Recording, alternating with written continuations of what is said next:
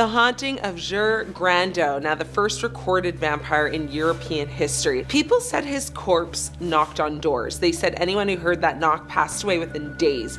And when villagers finally opened his coffin 16 years after his passing, they swore the body inside was warm, supple, and smiling. This is the nightmare of Gilles Garnier Alilovic, the first man ever documented as a vampire in European written history. So Garnier lived in the small 17th century village of Cringa in what is now Croatia. He was a poor stones mason, a husband, a father, and according to the entire region, a terror after his passing. He passed away in 1656, but the horror began only after he was buried.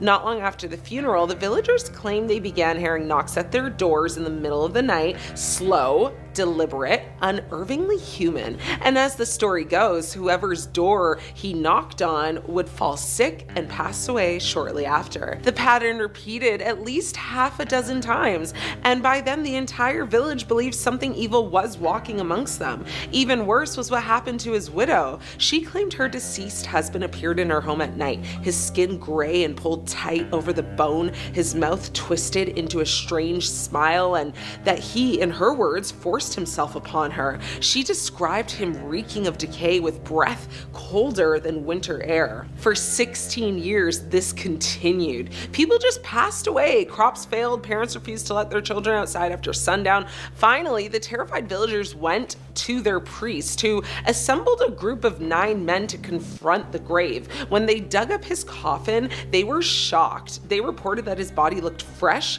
untouched by decay, with new growth of hair and nails, and a peaceful smile on his face. The priest attempted to pierce his heart with a wooden stake, but the stake bounced off as if, the chest were made of stone. Only when the men physically restrained the corpse and sawed off his head did the terror end. Witnesses claimed a scream came from the body and that a gush of red liquid poured out onto the ground as if he were alive and hemorrhaging. This case became one of the first formally documented vampire encounters in European history, written by the chronicler Johann Wechard von Valvassor. The Vampire Panic of Peter Blagovik, if I'm saying that right, the case that introduced the word vampire to the Western world. 9 people passed away in 9 days. Every one of them claimed they were asphyxiated at night by the same man, a man who had been deceased and buried. This is the Vampire Panic of Peter Blagovik, the event that brought the word vampire into the Western European vocabulary. In 1725, in a small Serbian village under Habsburg rule, an old peasant named Peter Blagovik passed away. He was buried without any suspicion, but within a week, his passings began. The first was his own son, who reportedly claimed his deceased father appeared in the night and demanded food. When the son refused, the apparition lunged at him and began basically asphyxiating him. Now, the young man passed away the next day. Then came more victims. Each person who passed away claimed the same thing before passing away, that Petar was visiting them at night, sitting on their chest and crushing the life out of them. Panic exploded through the community, and the villagers began, or basically begged the local Austrian authority for permission to exhume Petar's grave. When the officials dug up the coffin, they recorded that Petar's body looked fresh, his skin flushed, his beard appearing longer than a burial, and most disturbing,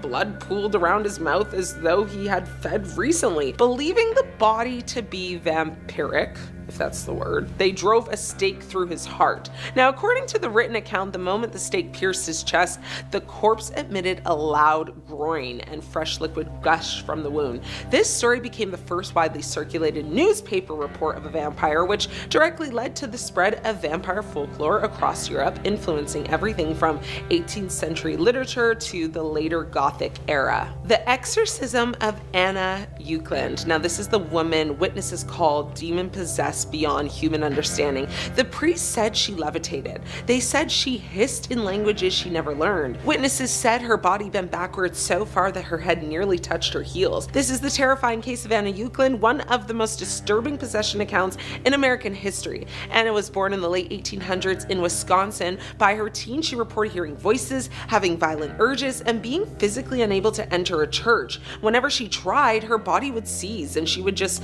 spit, snarl, or collapse. collapse. I mean, local priests believe she had been cursed by her own father and aunt, both alleged to have practiced dark rituals. After an initial exorcism attempt, Anna improved for a while until everything suddenly got worse. In 1928, Anna was taken to a convent in Iowa for a series of exorcisms that lasted 23 days. What happened inside that convent terrified everyone who witnessed it. During the sessions, Anna reportedly spoke in Latin, German, and languages she had no way of knowing, screamed blasphemies with multiple voices at once, vomited objects including debris of what looked like tobacco leaves, clung to the walls like an animal, levitated off her bed for several minutes, twisted her limbs into impossible angles without breaking them, revealed secrets about the priest's private lives, refused food, yet her body did not weaken at times. And there was certain times where her body even reportedly became so heavy that 4 grown men couldn't even move her. Other times she was thrown violently across the room by forces that no one could see.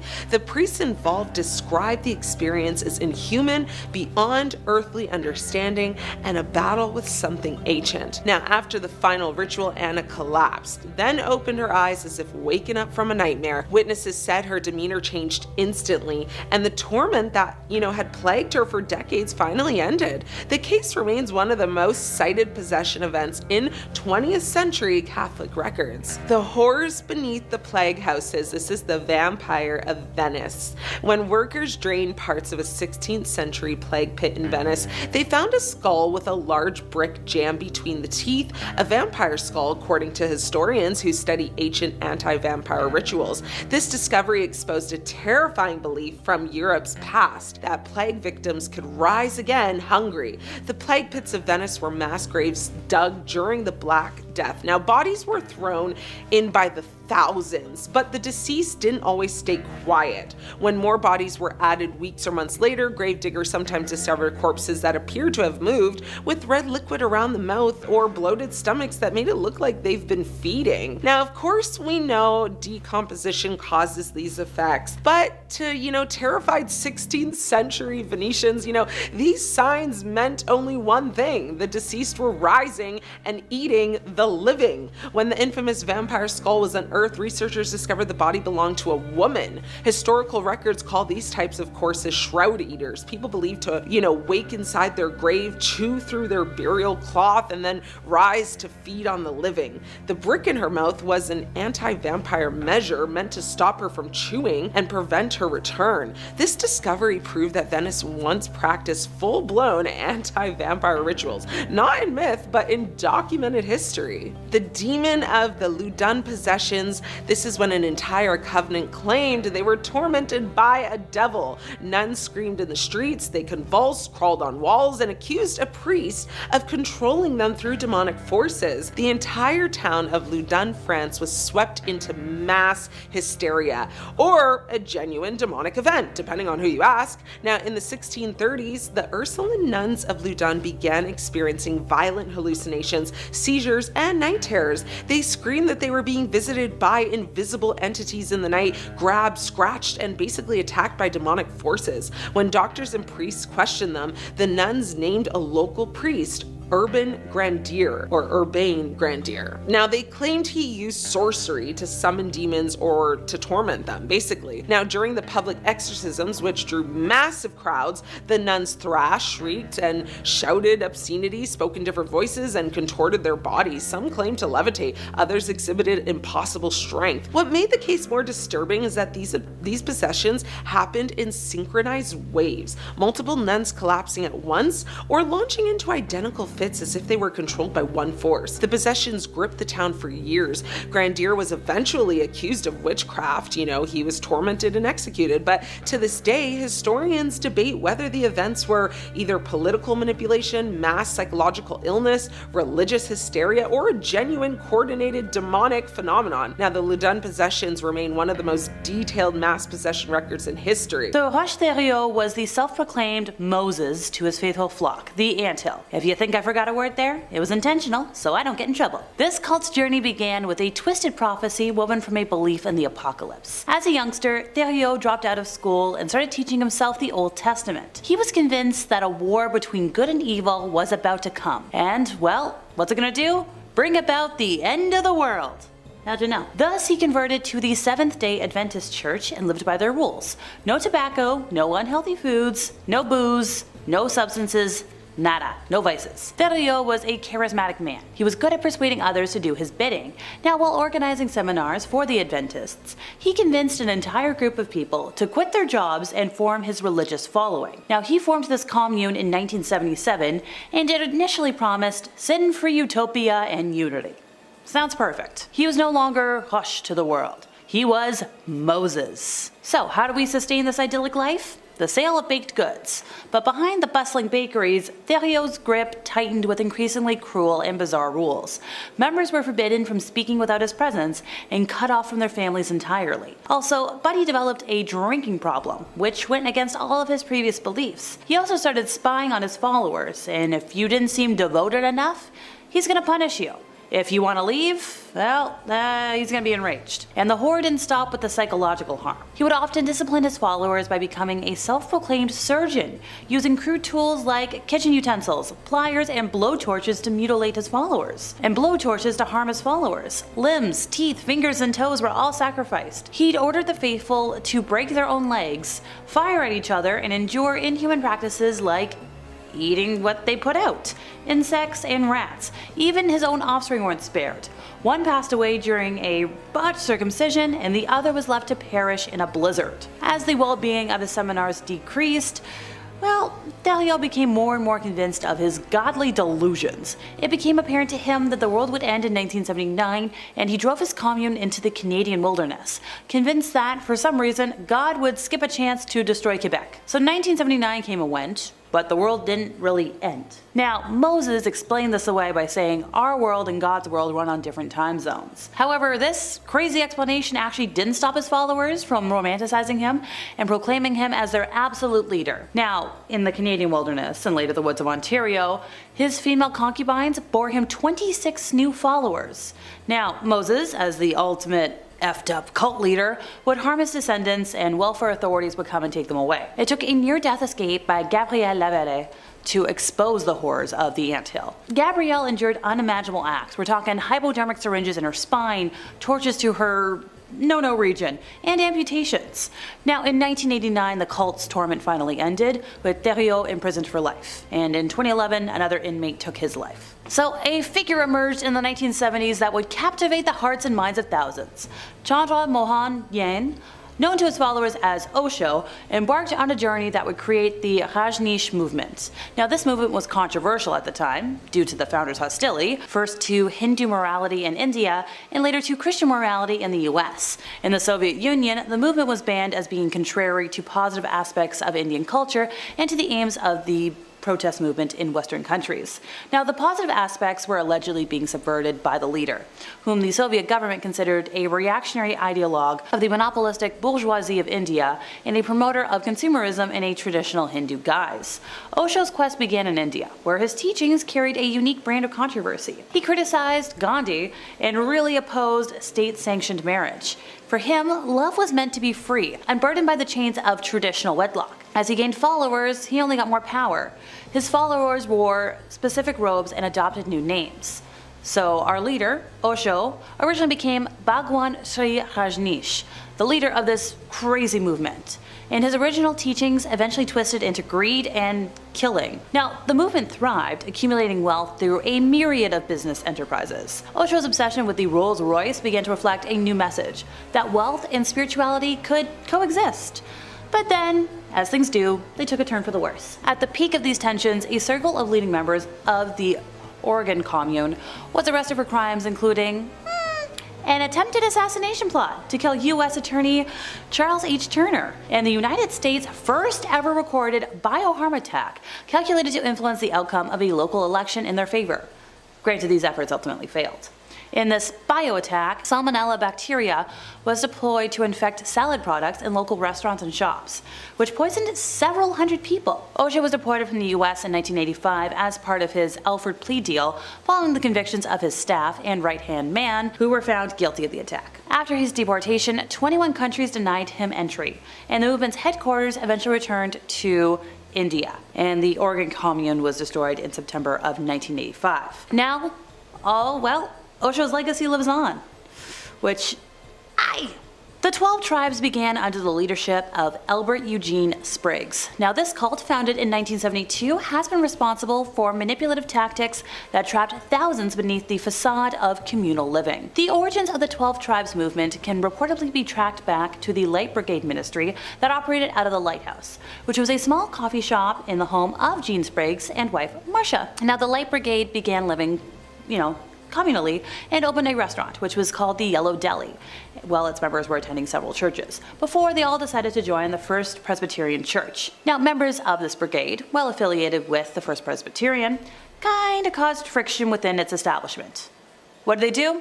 Well, they brought in anybody who was willing to come with them, including members of, different social classes, different racial groups, a practice which, wasn't really engaged in at the time. On January 12th of 1975, the group arrived at First Presbyterian only to find that the service had been canceled for the Super Bowl, and this led the group to form the Vine Christian Community Church. During this time, the group planted churches, each with its own Yellow Deli, in Dalton and Trenton, Georgia, in Alabama, and in Dayton, Tennessee. Their withdrawal from the religious mainstream turned what had once been a friction-filled relationship into an outcry against them. They began holding their own services, which they called Critical Mass, in Warner Park in Chattanooga, appointing elders and baptizing people outside of any denominational authority. The 12 tribes' beliefs resemble those of Christian fundamentalism, the Hebrew Roots movement, Judaism, and the Sacred Name movement. However, the group believes that all other denominations are fallen, and it therefore refuses to align itself with any denomination or movement. The group has strict courtship rules, and overall just really strict everything rules. So, folks become subject to rules dictating the number of toilet paper sheets you can use, also the shape of your eyeglasses. New members are forced to relinquish their identities, any property, and any ties to the outside world. This group takes manipulation to the extremes, particularly when it comes to younger members. Their relentless use of excessive corporal punishment is nothing short of barbaric. Folks that aren't even old enough to talk yet are subjected to painful spankings with thin wooden rods, all justified by twisted interpretations of biblical principles. Now, if you're gonna leave, you're gonna face some coercion and horrific threats. Those who summon the courage to escape, like John Post, face a wall of cult members who block their exit. The 12 tribes' really awful history of young member harm allegations is one of their darkest secrets. While the cult publicly condemns intercourse-related harm, its internal handling of such cases tends to be shrouded in secrecy and denial. Allegations are often swept under the rug, with the accused being forgiven. Young members who report harm face disbelief, blame, and punishment, perpetuating a culture of silence and terror. The group supports itself through the operation of several businesses, most of which revolve around agriculture, as well as those cafes and restaurants I mentioned earlier. And how do they do that? Using unpaid and less than legal age labor. Thousands of Tokyo commuters stepped out into a spring morning in March of 1995. Well, a doomsday cult known as Om Shinrikyo embarked on a diabolical journey.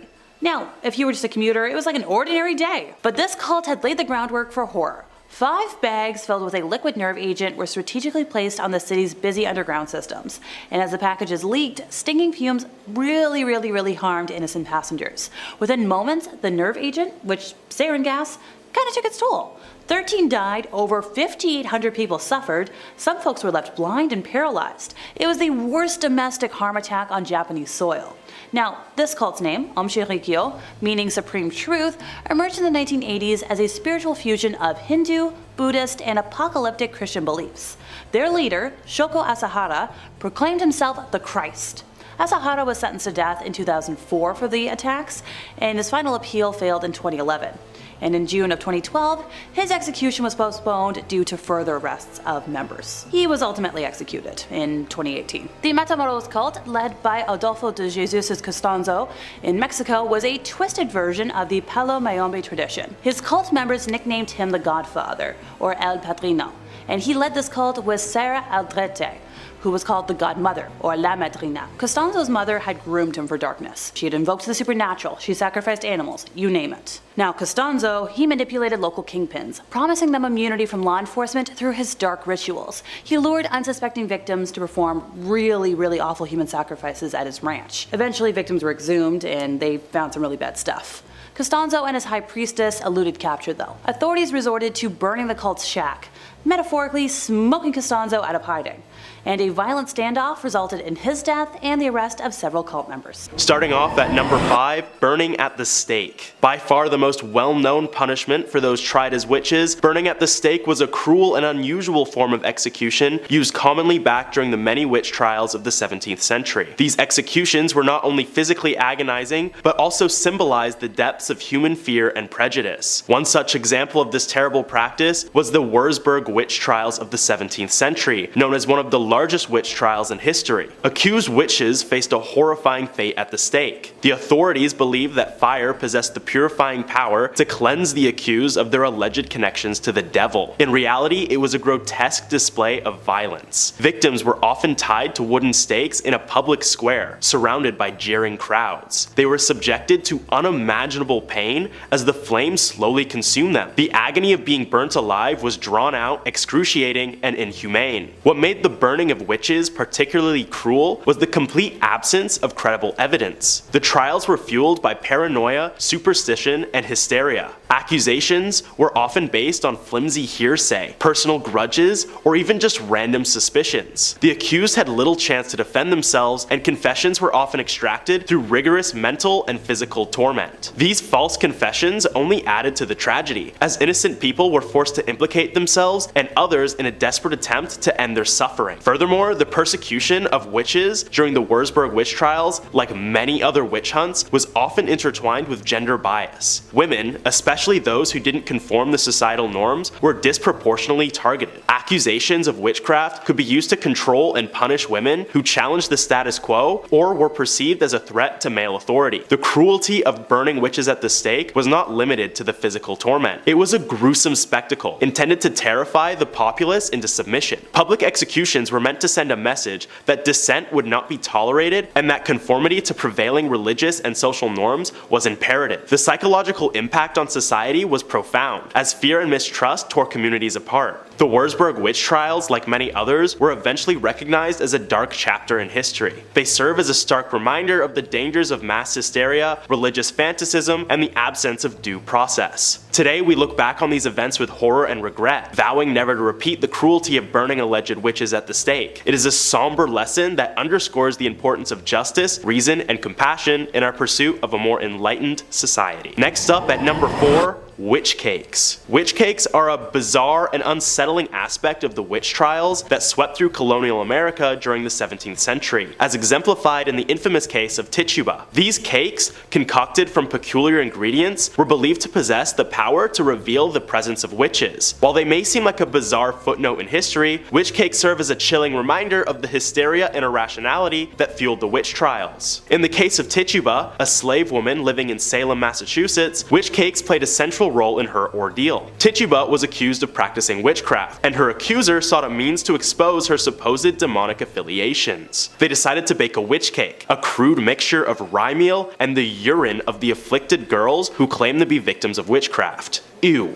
The logic behind these cakes was deeply flawed and rooted in superstition. It was believed that by feeding the cake to a dog, the dog would act as a conduit, causing the witch to experience pain and reveal their true nature. This bizarre form of witch detection demonstrates the length of which fear and paranoia can drive people to concoct irrational and cruel methods of persecution. Tituba was subjected to this ordeal, and when the dog exhibited unusual behavior, because it was eating urine, it was seen as evidence of her guilt. This marked the beginning of her traumatic journey through the Salem witch trials, which ultimately led to her confession under duress. The use of witch cakes underscores the hysteria and desperation that characterized the witch trials. Accusers and authorities were willing to resort to absurd and unscientific methods to justify their persecution of those they believed to be witches. These methods were not only illogical, but also cruel, as they subjected the accused to public humiliation, physical examinations, and often torment. Number 3, dunking. Dunking was a cruel and unusual punishment employed during the witch trials that swept through Europe and its colonies in the 16th and 17th centuries, including Northamptonshire, England. This brutal practice, also known as ducking or swimming, was intended to determine an individual's guilt or innocence of witchcraft, but it often resulted in severe physical and psychological suffering. In Northamptonshire and other regions, dunking involved binding the accused witch, often a woman, and lowering her into a body of water, typically a river or pond. The rationale behind this test was rooted in superstition and flawed logic. It was believed that because witches had renounced their baptism, the pure element of water would reject them, causing them to float. If the accused floated, they were seen as guilty of witchcraft. If they sank, they were deemed innocent, but often drowned in the process. Being forcibly dunked into cold water while bound was a terrifying and painful experience. The accused would struggle for air and face the risk of drowning, all while the onlookers watched in morbid anticipation. Dunking was an arbitrary and irrational method of determining guilt. The outcome depended on various factors,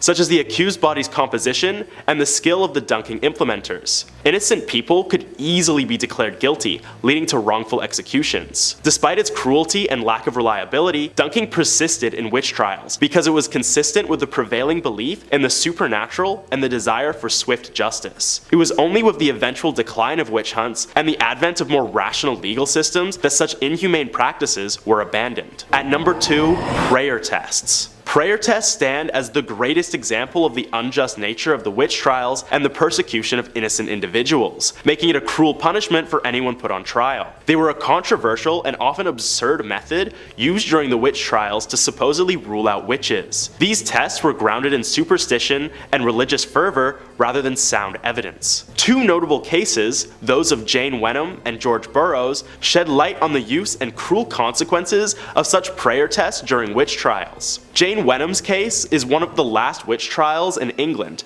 occurring in 1712. She was accused of witchcraft in Hertfordshire, and her trial attracted considerable attention due to the changing climate of skepticism regarding witch trials. One of the methods employed to test her guilt or innocence was the prayer test. In Wenham's trial, the prayer test involved having the accused recite the Lord's Prayer without error, usually out of the Bible or other holy texts. It was believed that a witch would be unable to utter the prayer correctly due to their alleged unholy nature. However, this test was deeply flawed and arbitrary, as it ignored the fact that many accused witches were uneducated and might struggle with reading the Lord's Prayer, especially in the intense and stressful environment of a trial. She also underwent dunking in order to test her witchy nature. Fortunately, Jane Wenham was found not guilty, thanks to the rising skepticism surrounding witchcraft. Even when accused of flying, the judge would retort, "Is flying a crime?" Which it isn't. Her case is often cited as a turning point in England's witch trials, as it exposed the irrationality and injustice of such proceedings. But in the case of George Burroughs in 1692,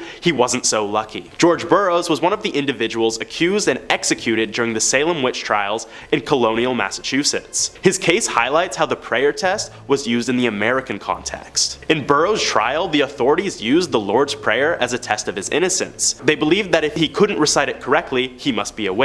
Burroughs, to the astonishment of many, recited the prayer flawlessly, challenging the validity of the test. However, the court, fueled by hysteria and prejudice, dismissed this as a trick of the devil. So much for testing him, right? George Burroughs was ultimately convicted and hanged, illustrating how even when an accused individual passed the prayer test, it did not guarantee their acquittal or protection from the witch hunt's irrationality. So yeah, if you were wanted dead back then, you would be made dead. And at number 1, crushing. In the annals of history, the Salem witch trials of 1692 stand as a stark testament to humanity's capacity for cruelty, particularly in the realm of legal punishment. Amid the hysteria that gripped colonial Massachusetts, a plethora of cruel and unusual methods were employed to elicit confessions from the accused witches. Among these harrowing practices, the use of pressing or crushing remains one of the most chilling. The process of pressing was as brutal as it was inhumane. The accused individual would be stripped of all dignity and laid down in a dark, dank cell. Heavy stones or wooden boards, laden with an unimaginable weight, would then be stacked upon their chest. The agony that followed was beyond words. As the relentless pressure bore down, every grasp for breath became a desperate struggle. The rationale behind this method was chillingly simplistic. Those who confessed to their alleged dealings with the devil could halt the pressing, while those who resisted would face an excruciating demise. The authorities, consumed by fear and paranoia, believed that witches, having supposedly consorted with Satan, possessed a supernatural resilience that rendered them impervious to such torment. The cruelty of pressing was evident not only in its physical brutality, but also in its stark absence of due process. Accused witches had no chance to defend themselves, no legal representation, and no recourse to justice. Their fates rested in the hands of accusers and a court swayed by mass hysteria and irrational beliefs. Perhaps the most infamous case of pressing during the Salem witch trials was that of Giles Corey. A resilient and principled man, Corey refused to enter a plea, knowing that doing so would lead to the forfeiture of his property. His stoic resistance, in the face of a slow and agonizing death, made him a symbol of defiance against the unjust trials. Number 5 on this list is the expeditions of Ernest Giles. Ernest Giles really only has himself to blame when it comes to his expeditions because he went on 4 separate ones. You'd think that he would have learned his lesson after the first one, but I guess not. Ernest Giles lived from 1835 to 1897 and was an explorer of Australia. Not much was known about Australia at this point other than the fact that it was pretty big. Ernest Giles wanted to shed some light on the country and made it his mission to explore the continent. His first expedition was in 1872 and was decently successful. Him and 2 other men wandered around the continent and discovered some interesting landmarks on the way. The second one wasn't nearly as well thought out though. Ernest set out on an expedition with 1 other man named Alfred Gibson. Apparently Alfred Gibson knew absolutely nothing about exploring in the desert though, so this was a pretty silly move to have this guy be your one partner. At the 8-month mark, the 2 were deep into the Australian wilderness when one of the horses died of thirst. This was pretty problematic and meant that one guy was either walking or getting left behind. Well, for Ernest, it was a little bit of both. Somehow they came to the conclusion that Alfred Gibson would take the horse and ride on ahead and Ernest would travel the rest on foot. The insane part about this though is that Ernest actually survived and Gibson didn't. Gibson was never heard or seen again and presumably perished in the desert. Whereas Ernest, after an 8-day walk with no food, carrying a massive cask of water on his back and hallucinating the entire way, managed to survive. The one piece of food that he had in the 8-day journey was a baby walleye, and he wrote in his journal that he pounced upon it, ate it, living, raw, dying, fur, skin, bones, skull, and all. Guys, I'm totally cool with going on the occasional hike, but that whole thing, that's a bit extreme for me. Number 4 on this list is David Livingstone's expedition. David Livingstone lived from 1813 to 1873 and was a Scottish physician and also an explorer of Africa. He was notably most fascinated with the Nile River and where it came from. That's why in 1866 he decided to set out with a group of local guides on foot to discover where this river actually originated from. Clearly Livingstone didn't conduct the hiring process well enough though, because these guides, they weren't to be trusted. They led him for a time, but soon started to become bored of this expedition and realized that they had all the power in this relationship. They abandoned him, with some of them even stealing a few of his supplies. When they got back to society and were asked about his whereabouts, they told everyone inquiring that he had just died in the jungle. This was a pretty bad situation for Livingstone to find himself in, but it actually gets a lot worse. He trekked through the jungle by himself for a time, but eventually had completely run out of supplies and had to get assistance from someone. Lucky for him, there were some passing slave traders that used this route often. Unluckily for him though, they brought him to the village of Bhangarh. Clearly the villagers here were not accustomed to seeing a white person and were pretty shocked by this. They responded by taking Livingstone and putting him into a zoo. That's right guys, David Livingstone was put into a roped off cage so that he could be an attraction for those passing through the village. Finally, someone who knew Livingstone heard of this man that was caged up and came to his rescue. When he got there though, Livingstone wasn't in the best shape. Extremely malnourished, crippled, and currently dying of malaria, he'd definitely seen some better days. He was saved from the cage, but didn't last too much longer after that, eventually dying from disease. This story just goes to show you that if you're gonna get a guide, make sure it's somebody that you can trust. Number 3 on this list is the South Pole Expedition. Sir Ernest Shackleton was an Anglo-Irish Antarctic explorer who lived from 1874 to 1922. After hearing about his 1914 expedition to Antarctica though, it's actually a miracle that this guy made it all the way to 1922. The explorer had the goal of making it across Antarctica. They'd intended to take a ship, land on the continent, and then trek across it to the other side. What they were going to do when they got to the other side is anyone's guess, but luckily they never even needed to worry about that part. No, the issues for them happened far earlier. As they were sailing to Antarctica, they started slowing down and slowing down and slowing down until they finally stopped completely. They realized that the water around them had turned to ice and they were now frozen in place. Rather than get out and walk it, they decided to wait until the ice thawed and then they would keep going. They apparently sat on that ship waiting for this to happen for 10 months though. Then at the 10-month mark, the ice didn't break and their ship just actually sank. So now we have this group of explorers without much supplies stranded on the ice in the middle of an ocean. They were smart enough to save their lifeboat though and managed to take it and themselves to the nearest landmass. By this point, the expedition was completely ruined and now they just needed to focus on survival. They had to leave some men behind and Ernest and some other guys got in a lifeboat and decided to sail it over 800 miles in the ocean. It should also be noted that this was during World War I, so if they ran into the wrong ship, then it could have all been over for them anyways. They made it to land and then they realized that to get to people, they actually needed to climb an entire mountain range. And believe it or not, they actually did and finally made it to some civilization on South Georgia Island. This expedition didn't lose as many men as some other ones, but pretty much anything that could go wrong did go wrong. The fact that anyone survived is truly pretty miraculous. Number 2 on this list is Ferdinand Magellan's expedition to the Philippines. So you probably remember the name Ferdinand Magellan from history class growing up. If you don't though, he was a Portuguese explorer best known for his expedition to the East Indies across the Pacific Ocean. The actual expedition resulted in completely new trade routes opening up and the discovery of the interoceanic passage. This was definitely a success, but it wasn't quite as nice for Magellan or most of his crew to be honest. Out of the 260 people that left for this expedition in 1519, only 18 actually survived and made it back home 2 years later. The biggest problem that took most of the lives of these explorers was food supplies. Back then, no one had any idea how big the ocean actually was and how long it would take them to sail across it. Therefore, the food and water that they brought along with them was woefully insufficient in feeding 260 men for an extended period of time. Several months went by on the high seas and the supplies started to wear thin. With no sign of land in sight, the crew had to resort to drastic measures. It started with crumbs that were filled with maggots, then moved on to cooked leather that was on the boat, then went straight to sawdust, and then finally to any rats that they could find. This was just for food though.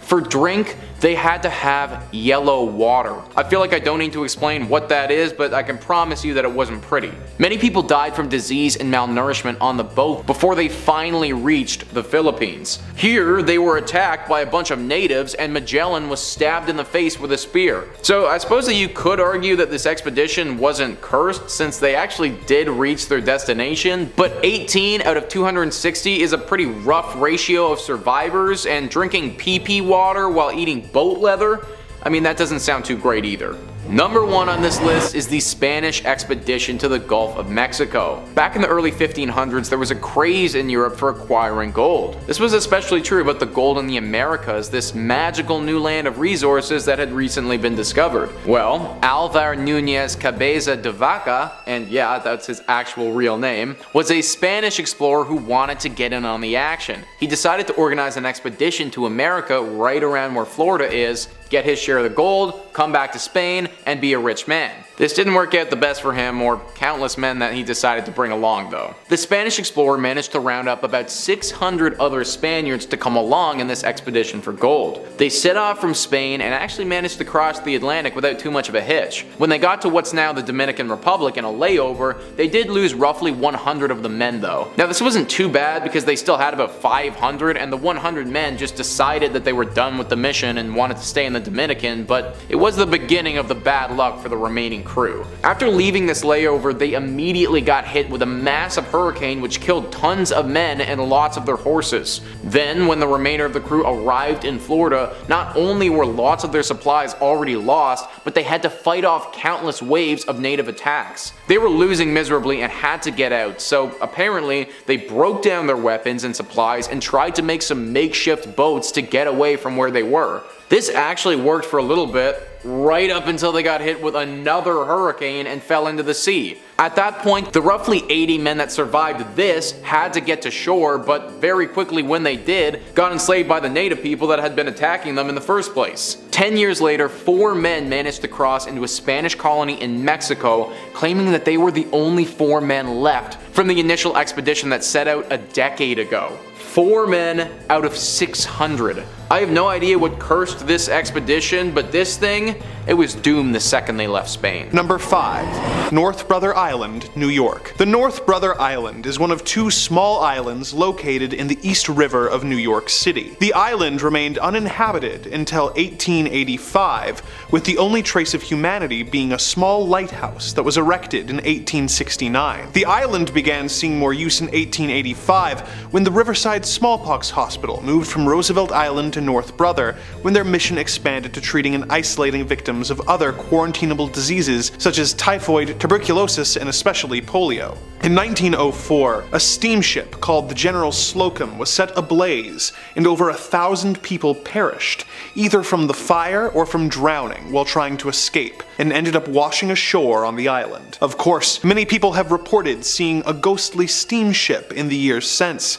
and sightings of the spectral victims of the fire are reported from afar, with them wandering the beach of the island, seemingly lost and in pain. One of the most famous residents at the hospital was Mary Mallon, otherwise known as Typhoid Mary, who was confined on the island for 20 years until her death in 1938, after being declared a public health menace for infecting between 51 and 122 people while working as a cook. As public health measures like vaccines began to be adopted in the 30s and 40s, the need for a quarantine hospital lessened to the point where the hospital was closed. It was converted into housing for war veterans who were going to school in the city following World War II, before being converted into a rehabilitation facility for young people suffering from substance abuse issues. But it was closed in 1963 due to the cost of upkeep and the widespread corruption of the staff. In the years since, it was considered for a variety of purposes, including housing for the homeless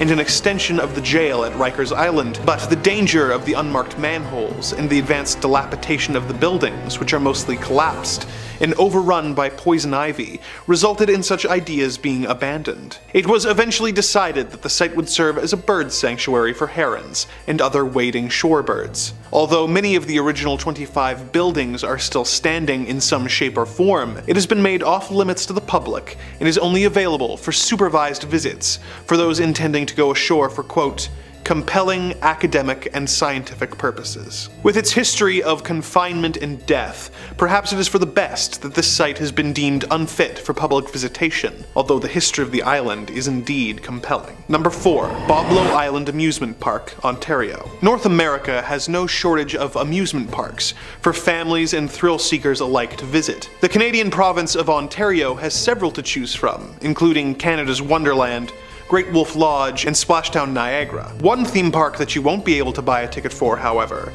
is the Boblo Island Amusement Park, located on the island of Bois Blanc, just above the mouth of the Detroit River. The park was opened in 1898 and used a ferry system to service guests from Ontario and Detroit and bring them to the island, where they had a variety of attractions to keep them occupied and having fun. Some of these included the Falling Star, a log flume, a theater, a sky tower, Ferris wheel, a zoo, a carousel, and a dance hall, financed by Henry Ford. It also had 3 roller coasters, the Screamer, the Nightmare, and the Sky Streak. It also had Boblo's Scootaboats, which were essentially aquatic bumper cars. The park operated for many years before eventually closing down for financial reasons in late 1993. There are still ferries that operate in order to get island residents on and off the island, but the now abandoned amusement park has been declared off limits by the property owners. Of course, the dilapidated carousel building, dance pavilion, and Sky Tower have since proven to be too appealing for urban explorers to keep away from, and the eerie, overgrown site still sees a variety of visitors. Like any good amusement park, it of course has a reputation for being haunted by a variety of ghosts. My personal favorite of the ghost stories is the story of Smiley the Magician. Back when the theater still operated and showed a variety of different performers, one of the most consistently booked performers of the 30s and 40s was a magician named Smiley Smilovich. Smiley was an old-school magician who had trained with Houdini in the late 20s and was known for his seemingly death-defying tricks. One of his most famous tricks was a metamorphosis trick, where he would put a trunk on stage, climb into it, lock it, and then have the trunk set on fire. He would escape through a trap door, the trunk would burn away, revealing that he had escaped, and the crowd would go wild. One day he was doing this trick as usual, but when he locked himself in the trunk, he had a heart attack and died. The trunk was then set on fire, and the audience was left in terror as Smiley's body burned in front of them. Ever since then, Smiley's ghost would apparently haunt the theater, being sighted watching shows that were performed there, showing a special interest in magic shows. In the years since the park's closure, the occasional rumor of the magician being spotted has come up from the various urban explorers checking out the overgrown buildings. Would you ever be brave enough to explore Boblo Island Amusement Park? And if you did, would you be on the lookout for spectral magicians? Number 3. Bhangarh Fort, India. This 17th century fortress has a reputation for being the most haunted place in India, with people refusing to build homes near the fort for fear of falling under its curse. Despite this reputation, there is some debate as to why it is haunted, with two very different stories being told. In the first story, a king named Madho Singh wanted to build the fort but needed the permission of an ascetic monk who lived on the nearby land. The monk granted him permission to build the fort, but warned him that the fort's shadow must never fall upon the monk's home. Madho agreed to these terms and built the fort to the specifications. However, one of his successors added to the fortifications vertically, causing the fort's shadow to engulf the forbidden home, causing the fort to fall to ruin and become haunted. Another version of the tale is that an evil sorcerer fell in love with a beautiful princess named Ratnavati. She rebuffed his advances, so he bewitched a cosmetic that she was going to use that would force her to fall in love with him. She found out about this scheme and poured the cosmetic onto a large boulder, which then crushed the sorcerer. With his dying breath, the sorcerer cursed the fort so that no one would ever be able to live there in peace. The fort is open to the public during the day, but it is forbidden to set foot on the property at night, as that is when the hauntings occur, with several people who have tried to disprove the ghost by staying overnight, going missing, or coming out catatonic. Number 2. The Paris Catacombs. When you consider how many locations like old houses or abandoned mental institutions have a reputation for being haunted due to the discovery of just a few bodies, it comes as no surprise that many of the world's catacombs have apparently been discovered to be haunted by specters of the past. Take for example the Paris Catacombs. Built as a mass grave in the 18th century in order to deal with the overflowing of local cemeteries, the Paris Catacombs hold the remains of millions of Parisians. A few years after being established, Louis-Étienne Héricard decided to make the catacombs a work of art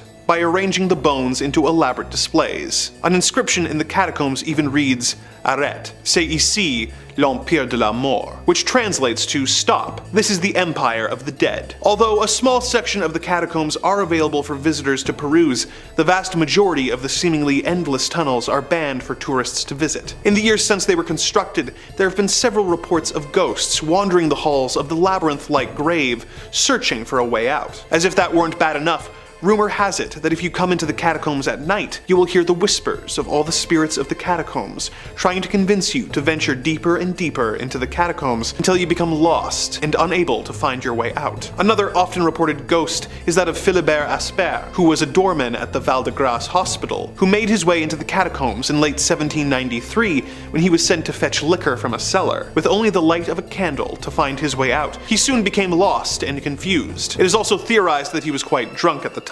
His candle eventually went out and it became pitch black. He was missing for 11 years before his remains were found and identified due to the hospital keys and the bottle of liquor in his hand. He was interred in the catacombs at the exact location where he was found. In the years since, urban explorers calling themselves cataphiles have reported seeing the spirit of Asper wandering the halls of the catacombs with his candle on the anniversary of him going missing. The cataphiles are known for paying their respects at his grave, and they have named his spirit the protector of the cataphiles. Number 1. Poveglia Island, Italy. In the lagoon between Venice and Lido, you will find the small island known as Poveglia. It was first inhabited in the year 421, when mainlanders relocated to the island to escape barbarian invaders. Due to its small size, the island was easily defensible, and frankly, not worth the trouble for invaders to bother attacking. The small community stayed on the island for centuries, enjoying their independence from taxes and laws of the mainland, but their population eventually dwindled, leaving the island uninhabited. This changed in the year 1348,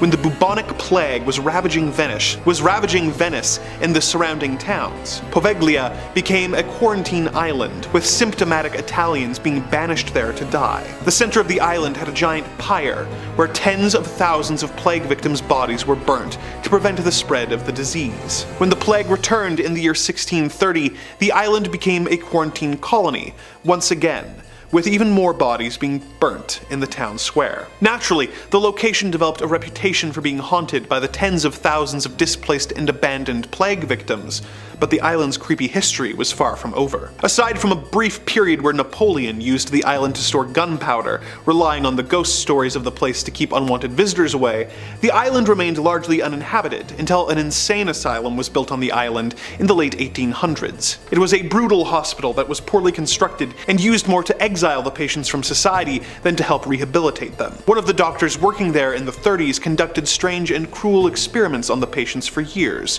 before going mad himself and flinging himself from the bell tower. Though this bell tower was removed years ago, people still claim to hear the sound of the bells emanating from the island. The hospital became an old folks' home briefly, but that closed in 1975, leaving the island completely abandoned. A construction crew tried to restore the hospital, but suddenly stopped, refusing to return to the island due to how intensely haunted the island has become. The government has banned anyone from visiting the island, but its reputation has made it an infamous and terrifying location. Number 5 on this list is Thomas de Torquemada. This is a name that is often forgotten. Thomas isn't often talked about in the same conversations as some of the other people on this list. He didn't kill as many people as some of the other people here, but don't think for a second he wasn't as evil. Had he the means to do so, he assuredly would have killed far more people than he did, and he still killed a ton. Next, Luxury writes, the first Grand Inquisitor, Thomas de Torquemada, was a religious zealot. Like many in Spain during the 14th century, he believed Catholicism was the one true religion, and anyone who disagreed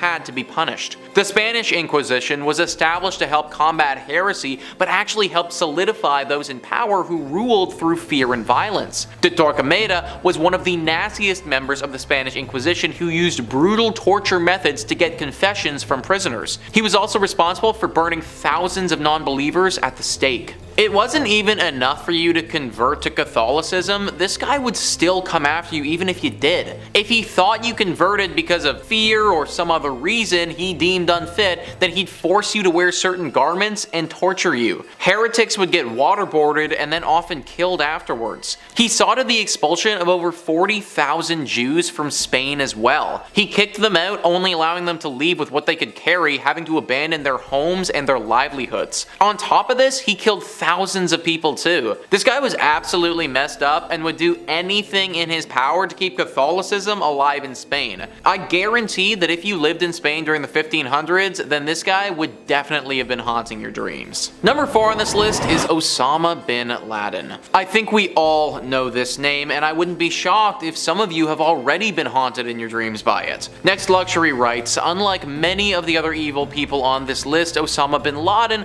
wasn't responsible for the deaths of millions. He was officially held accountable for the deaths of 2,977 people. What makes him such a detestable individual was that the murders came about as a result of the September 11th attacks. This remains the deadliest terrorist attack in human history. The legend of the terrorist organization Al-Qaeda, Osama bin Laden was behind the planning of the horrendous attack on American soil. It took 10 years for the American government to find him, finally discovering him hiding out in a compound in Pakistan. An assault on the home was undertaken and bin Laden was shot on sight, ending one of the longest manhunts and bringing some closure to those impacted by the September 11th attacks. This is the biggest terrorist attack in history that we are talking about here, guys. One that shook America and the entire world when it happened. I would have been too young to remember it at the time, but most people you talk to can remember where they were and what they were doing when they heard the news that this happened. I can't imagine having that much hate inside yourself to want to do that to so many innocent people. But that was what Osama bin Laden had. He was filled with hate. He ruined the lives of so many people, and for that reason,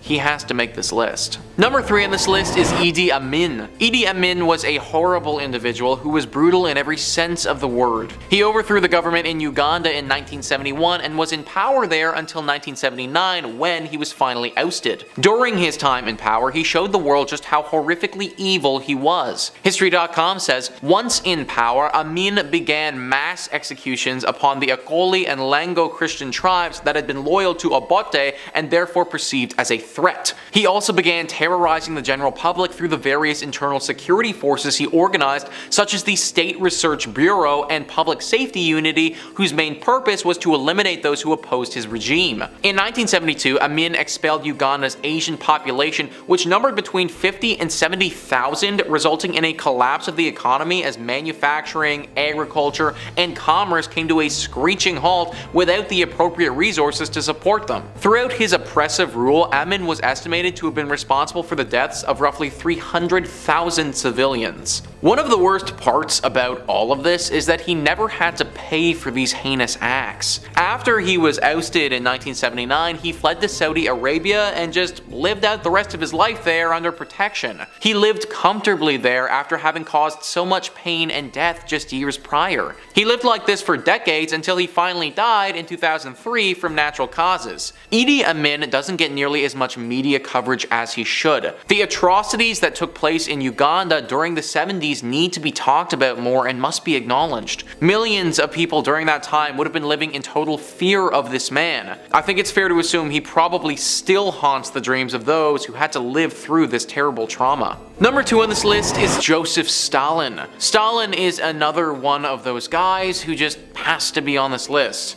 His name is synonymous with evil and hatred and death. Next Luxury says, much like Hitler, Joseph Stalin was loved by his supporters and hated by everyone else. The dictator governed the Soviet Union from 1922 until his death in 1953. His communist identity was influenced by Marxism-Leninism, resulting in his own idea known as Stalinism. Throughout his rule, millions died, particularly during the famine of 1932 and 1933, thanks to his disruption of the economy. Stalin was also responsible for the Great Purge, where a further 1 million were imprisoned and around 700,000 executed. To this day, Stalin supporters revere him as a champion of the working class, looking past the ethnic cleansing and mass executions that happened during his time in power. Stalin's horrifying exploits are often overlooked because just a little further down the line, you do have the whole Adolf Hitler thing. Stalin was right up there though as being just as brutal.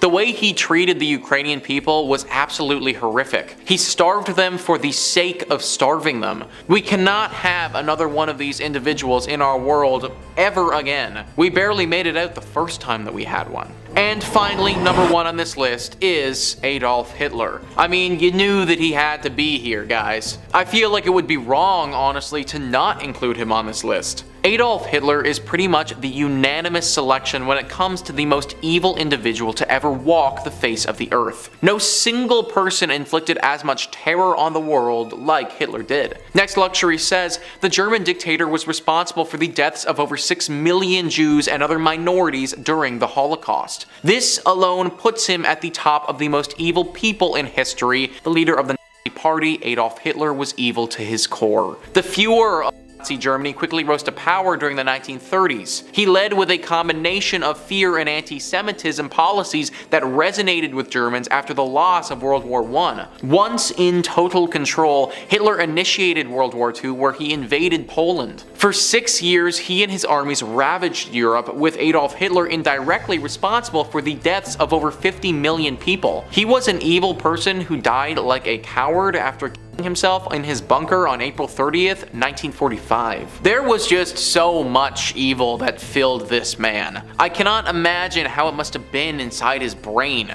There must have been so much noise and anger flooding in his thoughts all the time. He's most famous for hating the Jews, but there were also tons of other minorities that Hitler detested. Ultimately, this one man caused so much pain in so many lives. He haunted people's nightmares when he was alive, and he's continued to do so even after his death. As a human race, all we can do is pray that no one this evil ever gets put on the planet again. The Great Rasputin. Close family friend of the last royal Russian family, he was originally introduced to them as a faith healer who could aid their only son, Alexei, who suffered from hemophilia. A self-described mystic and holy man, Rasputin was a figure of much debate amongst the royal court, with some describing him as a visionary and prophet, others as a charlatan and scam artist. Historians believe that his scandalous reputation and influence over the Romanovs only helped to discredit and overthrow the family. Having taken many pilgrimages to holy monasteries, he developed a reputation as a revered holy man, gaining a small circle of followers who believed in his miracles, and began leading private prayer meetings, much to the scorn and suspicion of villagers and priests. It was rumored that female followers were ceremonially washing him before each meeting, that the group sang strange songs, and even that they had joined a religious sect whose rituals were rumored to include self-flagellation and orgies. Word of Rasputin's activity and charisma began to spread in Siberia during the early 1900s, where he developed many friendships with high-ranking religious leaders, eventually leading to his introduction to the royal family. It's not certain when Rasputin first acted as Alexei's healer, with the earliest record on date being when he was summoned by Alexandra to pray for Alexei when he had an internal hemorrhage in the spring of 1907, with the young royal healing by the next morning. Due to his closeness with the family, Rasputin was allowed intimate access to the family, in situations that governesses to the young royals described as inappropriate.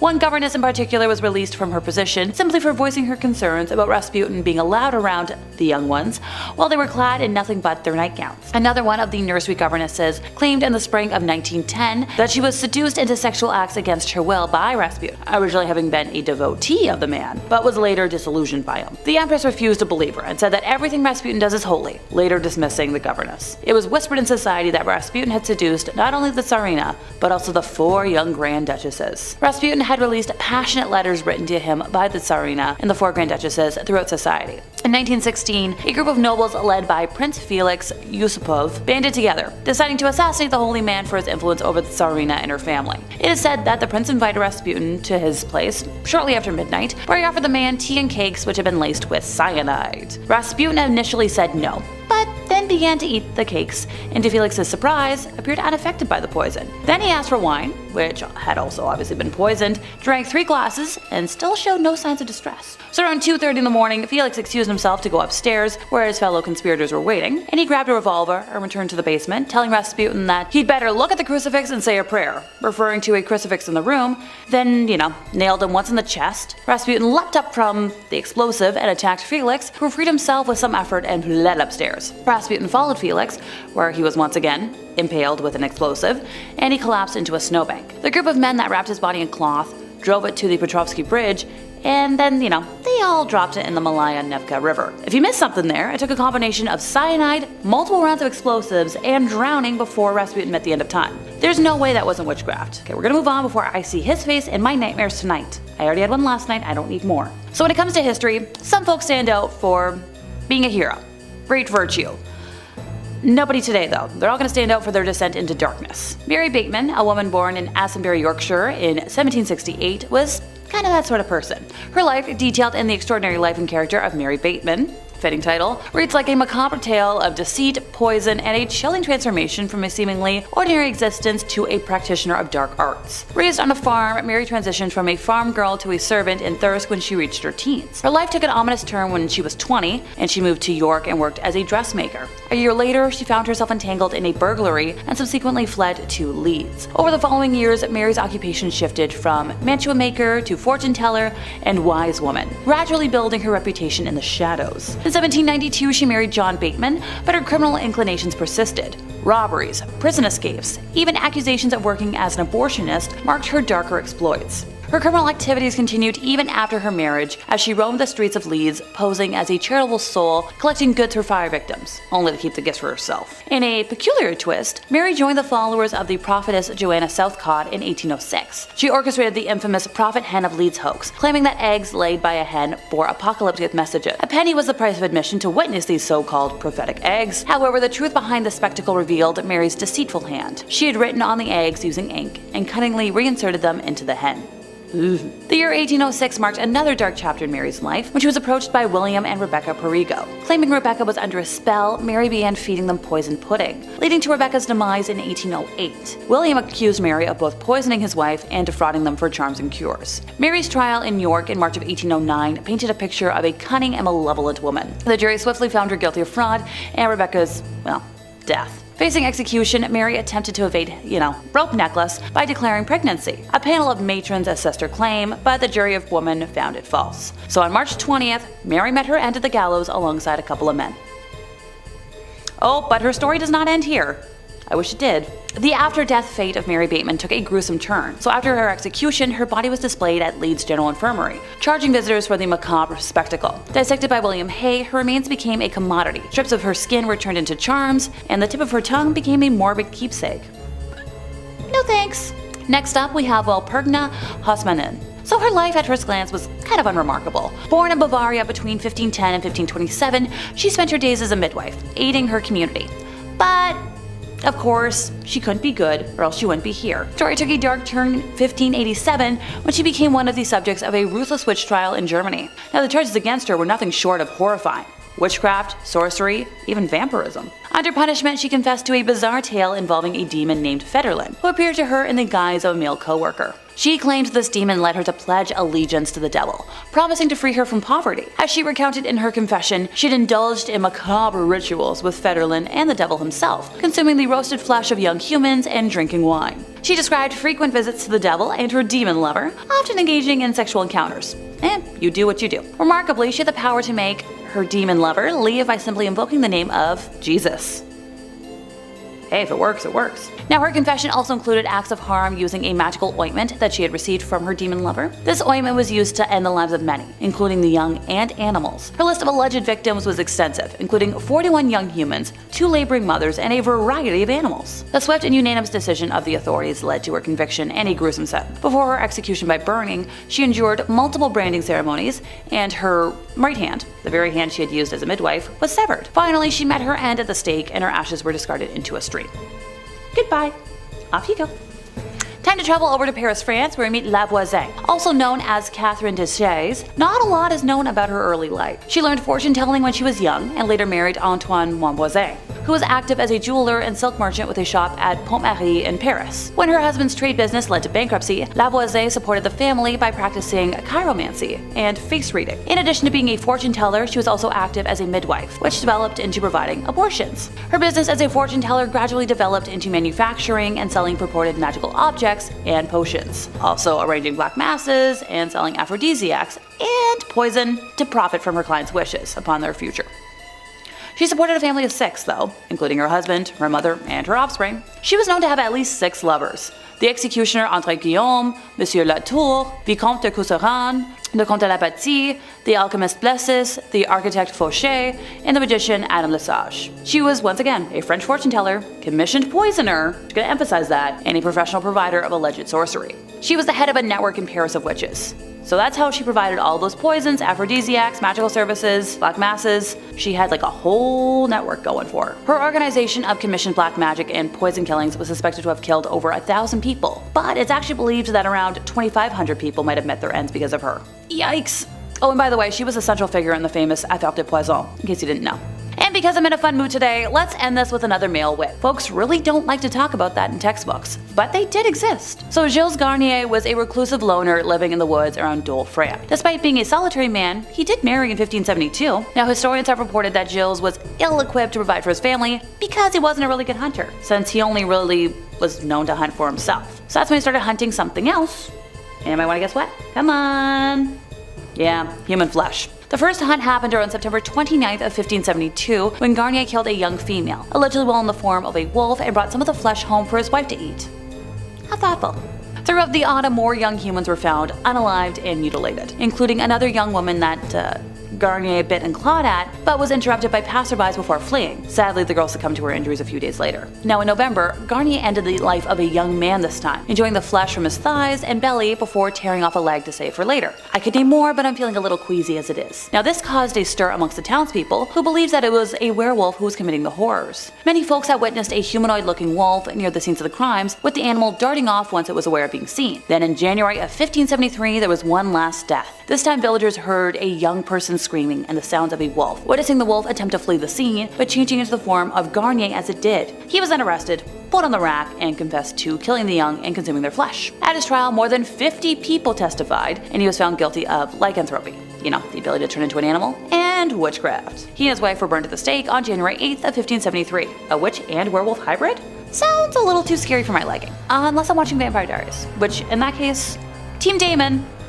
Maybe I should do that tonight. Number 5 on this list is the two-headed dog. This truly is a chilling story of one of the most well-known mad scientists in all of history. Vladimir Demikov was a Russian scientist who was fascinated with transplantology. Just how Dr. Zeus would make up words, well, our mad scientist did the same with transplantology. He coined the term and brought the world's attention to his very questionable experiments. He had become rather successful at transplanting organs between his favorite test subject, dogs. Giving one dog the organ of another dog and having that organ function, well, this was new science back then. This part of his work has actually done wonders in medical science for humans, as now transplanting an organ or donating one after you pass away is commonplace. What he does next, though, hasn't done that much for our medical practices at all, and just raised a bunch of controversy. Vladimir wanted to push the envelope and go as far as he possibly could with his experiments.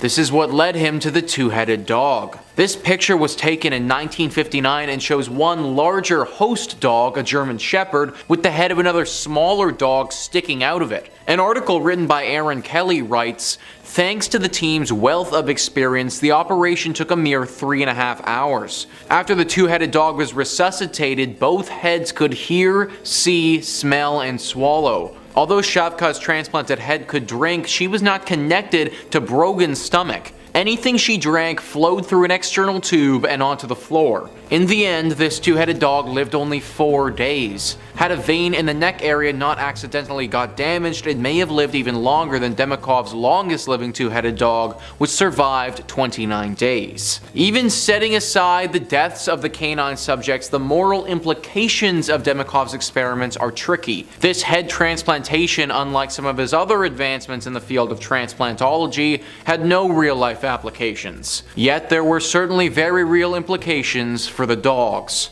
So guys, my personal opinion here is that this should have been shut down from the first wind anyone got of it. The fact that it continued for as long as it did is honestly pretty sickening to me. Now we're just left with some of these creepy pictures of some experiments that really never should have happened. Number 4 on this list is the Salem UFO. This is one of the most famous photographs of a UFO to date, and one that people keep coming back to as potential proof for alien life. The image was captured on August 3rd, 1952, and as you can see, shows 4 bright orbs in the sky. This was taken in Salem, Massachusetts at Salem's Coast Guard Air Station. Now there's been many potential explanations thrown around about what this could be, but the most prominent is definitely aliens. Some have speculated that it could be a reflection of light, some weird looking clouds, or just a product of a 1950s camera malfunctioning. Now these are all possible, but I'm gonna be honest, these are some pretty strange looking things in this picture. They look pretty much exactly how one would imagine a UFO to look. It also just so happens that around this time, tons of other UFO sightings were happening as well. This could have just been a coincidence, or it could be an actual sighting because they were just actually flying around back then. Comment down below what you guys think about this image. Was it a freak camera thing, or was it actually a UFO? Number 3 on this list is the Amityville Ghost Boy. The Amityville Horror House is one of the scariest real-life ghost stories in human history. It all started when this home was host to a gruesome tragedy. Ronald Defoe Jr. shot and 6 members of his family in this house in 1974. Those who were killed never really left though, and haunted the next people who lived in this home. The hauntings got so bad that our favorite real-life Ghostbusters came in to save the day, Ed and Lorraine Warren. This case has most likely gone down as their most famous in their time as being active paranormal specialists. Now, the photo in question is of a young boy with bright white eyeballs. History vs. Hollywood writes, the photo below was allegedly taken inside the Amityville house in 1976. It's become one of the most famous paranormal photos of all time. It features what appears to be a young boy with white eyes who's peeking out of a doorway. George Lutz revealed the Amityville ghost boy photo on the Merv Griffin show back in 1979, 3 years after it was taken. The image was supposedly captured by Gene Campbell, a professional photographer who was part of the team who worked with paranormal investigators Ed and Lorraine Warren. Gene had set up an automatic camera that took infrared pictures to capture the second floor landing during the night. Equipped with black and white film, his camera captured this Amityville ghost boy photo that some have speculated could be the ghost of the murdered child John Defoe, who'd lived in this house with his family prior to the Lutzes. How a child would have gotten into this home, what he would have been doing here, these are all the questions that we don't know and probably won't ever know. That's why for now anyways, the most probable explanation is that of a ghost. Number 2 on this list is the Dyatlov Pass. The Dyatlov Pass incident is a tragic event that occurred in 1959. 9 Russian hikers died on February 1st and February 2nd in some very strange, unexplained circumstances. Listen to what Wikipedia writes about the manner to which these bodies were found. After the group's bodies were discovered, an investigation by Soviet authorities determined that 6 had died from hypothermia, while the other 3 had been killed by physical trauma. 1 victim had major skull damage, 2 had severe chest trauma, and another had a small crack in the skull. 4 of the bodies were found lying in running water in a creek, and 3 of these had soft tissue damage of the head and face. 2 of the bodies were missing their eyes, 1 was missing its tongue, and 1 was missing its eyebrows. The investigation concluded that a compelling natural force had caused the deaths. Numerous theories have been put forward to account for the unexplained deaths, including animal attacks, hypothermia, avalanche, katabatic winds, infrasound-induced panic, military involvement, or some combination of these. These are all plausible, but some other supernatural causes have also been thrown out there as well. Aliens, yetis, demons, these are all the things that people have speculated upon. The manner to which these people died is just so strange that it doesn't make sense. They were fine and then all of a sudden ran from the safety of their tents, not dressed for the elements. The picture that we have here is from just prior to this event taking place, and it's the last known image captured of these men alive. It's incredibly creepy because it looks as if they're walking into a snowy nothing. What was waiting for them in that nothing?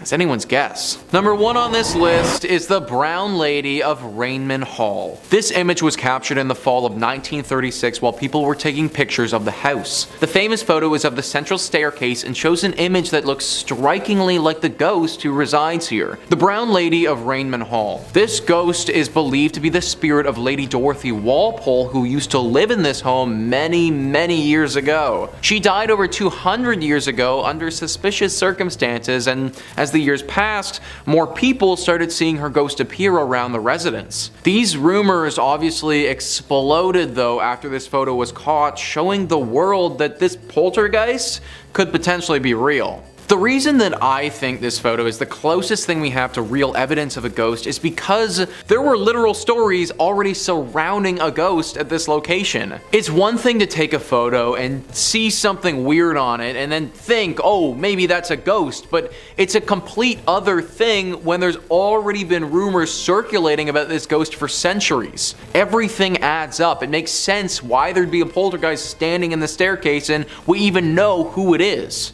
Yes, 1930s cameras are shoddy to say the least, but when there's this much lore surrounding it, I tend to think that we may have gotten lucky and gotten an actual gem of a photograph proving the existence of a ghost. And if that's the case, then it isn't an exaggeration to say that this could be the most haunted photograph ever. Number 5 on this list is the Catholic persecution in Britain. This happened in the 16th and 17th century and was really not a good time to be alive if you were Catholic. The list first says, Britain has been trying to rebrand its historical image with tea and monocles, though it's hard to do given how violent its history has been. We're not even talking about the colonies here. A civilian in Old Britain may die in a variety of ways depending on the time period. The worst, however, would have probably been during the Catholic Rebellion and their eventual persecution. It was generally a time of upheaval in Europe, largely over the question of which kind of Christianity is the best one. The situation was especially bad in England as the ruling Protestants really did not like the Catholic population. If you were suspected of being a Catholic or harboring one, there were a number of creatively horrifying ways you could die. One woman was slowly and publicly crushed to death simply for refusing to talk when she was questioned for supporting the Catholics. You could be drawn and quartered, hung, or just lynched by a mob. The mob thing was rare as the central authorities made sure to intervene and kill you themselves before the situation got so out of hands. How nice of them. Yeah, so just a casual death by public crushing for maybe supporting Catholicism. This is a time in history that I feel doesn't get brought up nearly enough based on what happened. In all honesty, I didn't even really know about this time until I started doing some research for this video. Maybe that is because the British government has tried to do a full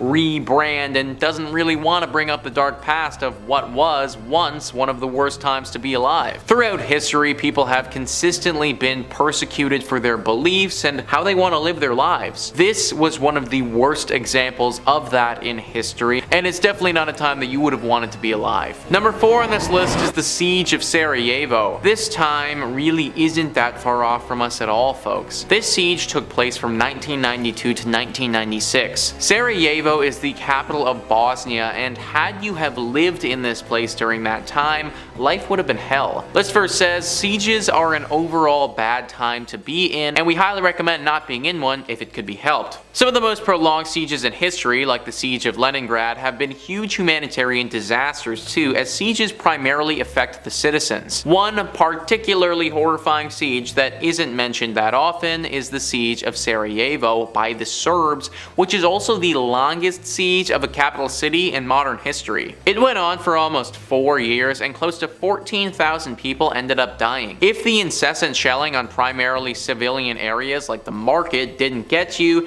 you could die in many other ways. People were dying just from the harsh cold as there were no fuel supplies in many parts of the city. Quite a few of them had to move into shared spaces with other families without any amenities, turning an otherwise functioning city into a giant refugee camp. Many people were killed by snipers who deliberately targeted civilians. Think about being a citizen in that city during that time. Your entire life is literally just about surviving at that point. And not just for a week or for a month, for literally 4 years. 4 years of constant attack in horrible conditions to live in. 4 years of fearing that you and your family are going to be killed. 4 years of freezing and having no good food to eat at all. And this literally happened not that long ago, guys. This just as easily could have been one of us that was caught living there. You were just in the wrong place in the wrong time, and now your life is uprooted and you need to fight to stay alive. Number 3 on this list is the Sengoku period. This was a period that took place in Japan from about 1467 to 1600. List verse says, the Sengoku period lasting over 100 years was one of the most defining parts of Japanese history,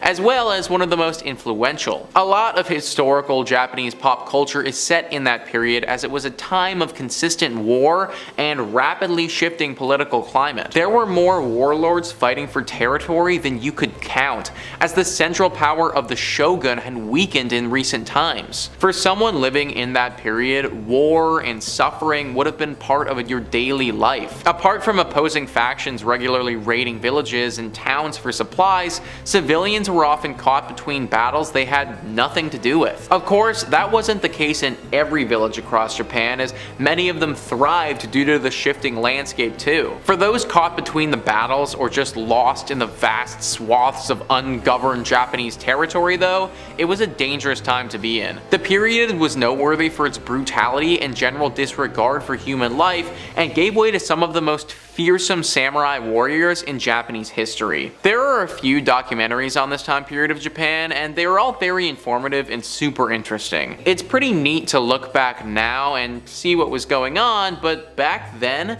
having to live through it, that would have been horrible. It really was like a massive game of Risk that everyone was playing. And even if you were just a farmer trying to survive, it didn't matter. You were now caught up in this massive game of Risk, and your life was constantly on the line. Number 2 on this list is the Roman Empire. Okay, wait, I thought the Roman Empire was supposed to be one of the greatest empires ever.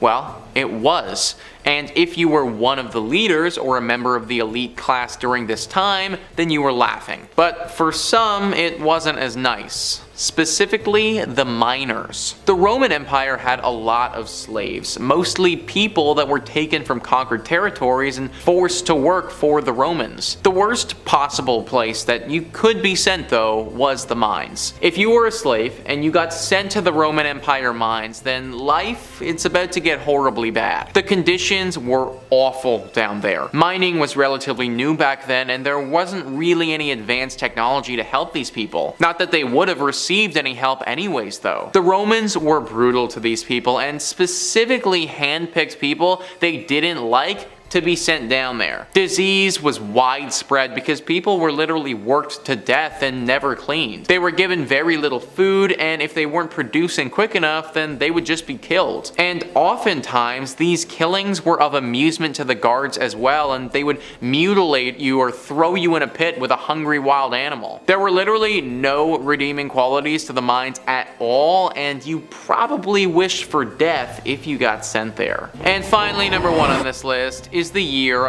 536.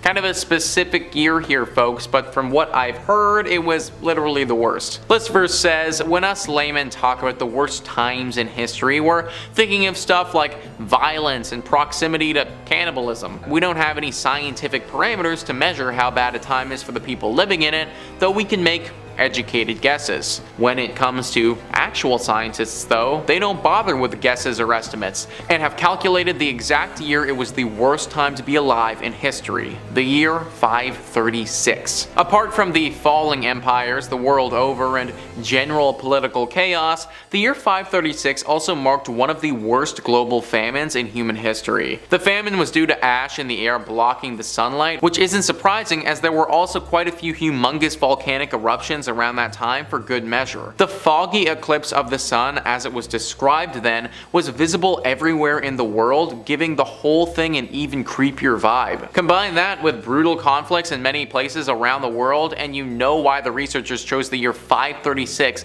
to be the absolute worst one in history. So basically, year 536 was just hell on earth. Everyone was either dying or fighting, or they were dying of not having any food at all. It's kind of crazy to think that only a few thousand years ago, this could have been us. Nowadays, farming is so advanced that most of us are in a pretty good place when it comes to food, but back then, if the river dried up or the sun didn't come out, that was it, guys. We just aren't going to be eating anymore. Just be thankful that the year is 2022 right now and not 536. Coming in at number 5, Thomas Midgley Jr. This man is somewhat to blame for the absolute ludicrous gas prices right now. You'd be absolutely amazed what 50 bucks can get you, all about 9 feet. But this man isn't in charge of inflation, no. This man is the man who invented leaded gasoline. Invented in the early 1920s, chemist Thomas Midgley Jr. was working on some pretty cutting-edge chemistry. His task was to conjure a way to enhance automotive gasoline to reduce or eliminate the problem of engine knocking. TEL,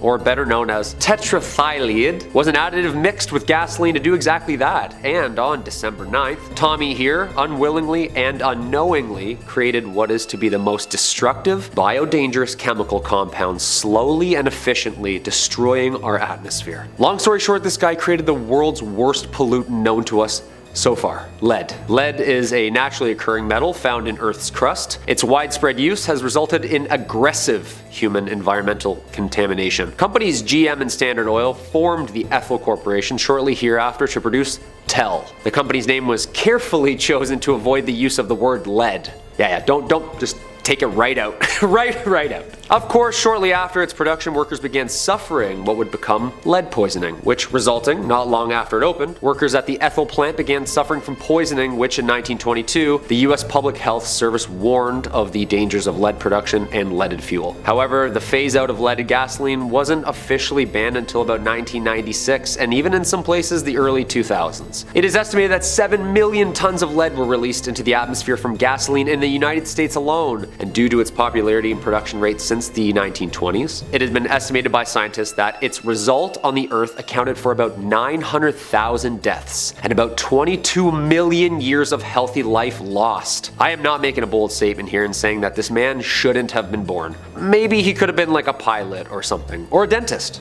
I don't know. Number 4.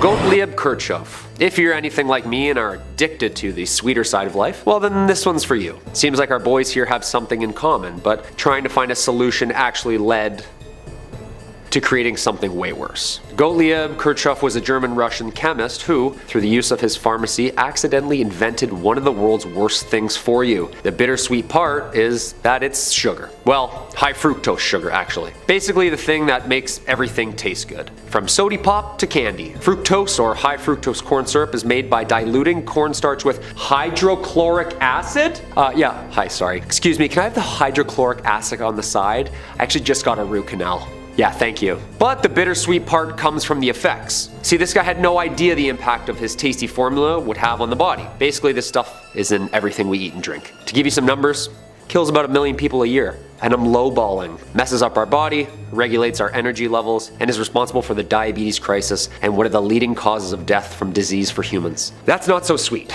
Next time you eat or drink anything, just look at the label. See what's in it. This guy thought he was doing us all a favor, making things tastier, making things deadlier, dude. I tried to mix this list up a bit instead of repeating main players we know who've created or been responsible for all the atrocities, and I chose Kirchhoff to be on this list for the impact that he would have on the future. I'm looking at the long game here. And if this guy wasn't born, then we probably could have avoided this breakthrough chemical discovery. And unless I'm Kyle Reese from the Terminator, we'll never know. Number 3, Alfred Nobel. We're sort of seeing a pattern here. These people had somewhat of a good intention that later turned out to be not so good, which led us to even asking, were they even supposed to be born at all? Cruel, but food for thought. Alfred Nobel was a Swedish chemist, engineer, inventor, and philanthropist, and known for having sacrificed his entire fortune to establish the Nobel Prize, holding 355 patents of his own in his own lifetime. Smarty pants. Nobel's most famous invention? Dynamite. A safer and easier way of harnessing the explosive power of nitroglycerin. That sentence in itself is hilarious. And in 1867, it would soon be used worldwide for mining and infrastructure development, and oh yeah, pretty much blowing anything and everything up ever since. And of course, let's not forget the impact of dynamite's effect on a person, place, or thing in its vicinity. We've all seen the Roadrunner and Wile E. Coyote cartoons. And this guy invented it. Dynamite.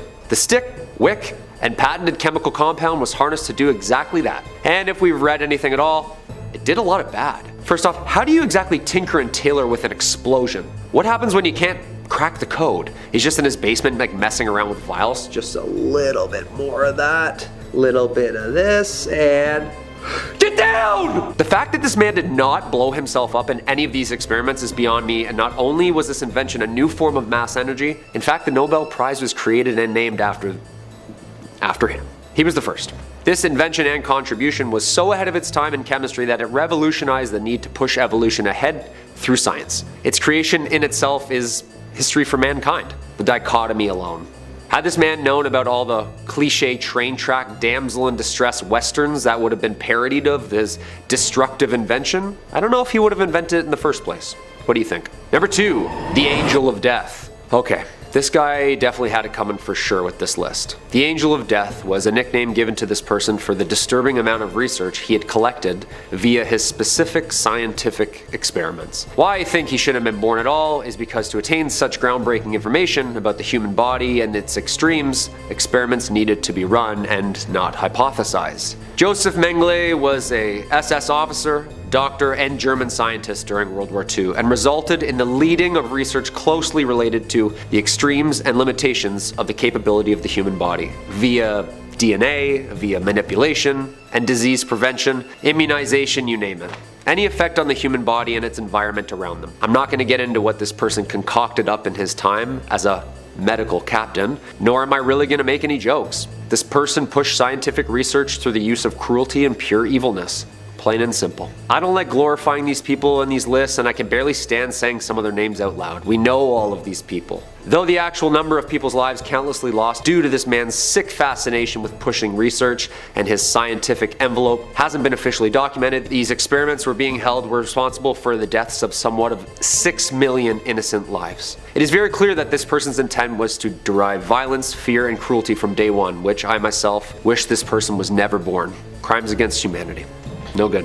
And number 1. Nuclear fission. J. Robert Oppenheimer was an American theoretical physicist and was director of the Los Alamos Laboratory during the Manhattan Project, responsible for the research and creation of the very first atomic bomb. He is often known as the father of the atomic bomb, and his research in 1945 with nuclear fission, the result of smashing atoms into each other with the mass energy containment resulting in a massive explosion. A massive explosion, and that is an understatement. Just Google mushroom cloud. Scientists first developed nuclear technology during World War II. Thankfully, atomic bombs have been used only twice in war, both times by the United States, at the end of World War II in Hiroshima and Nagasaki. Fat Man and Little Boy were the official names given to the two explosive devices.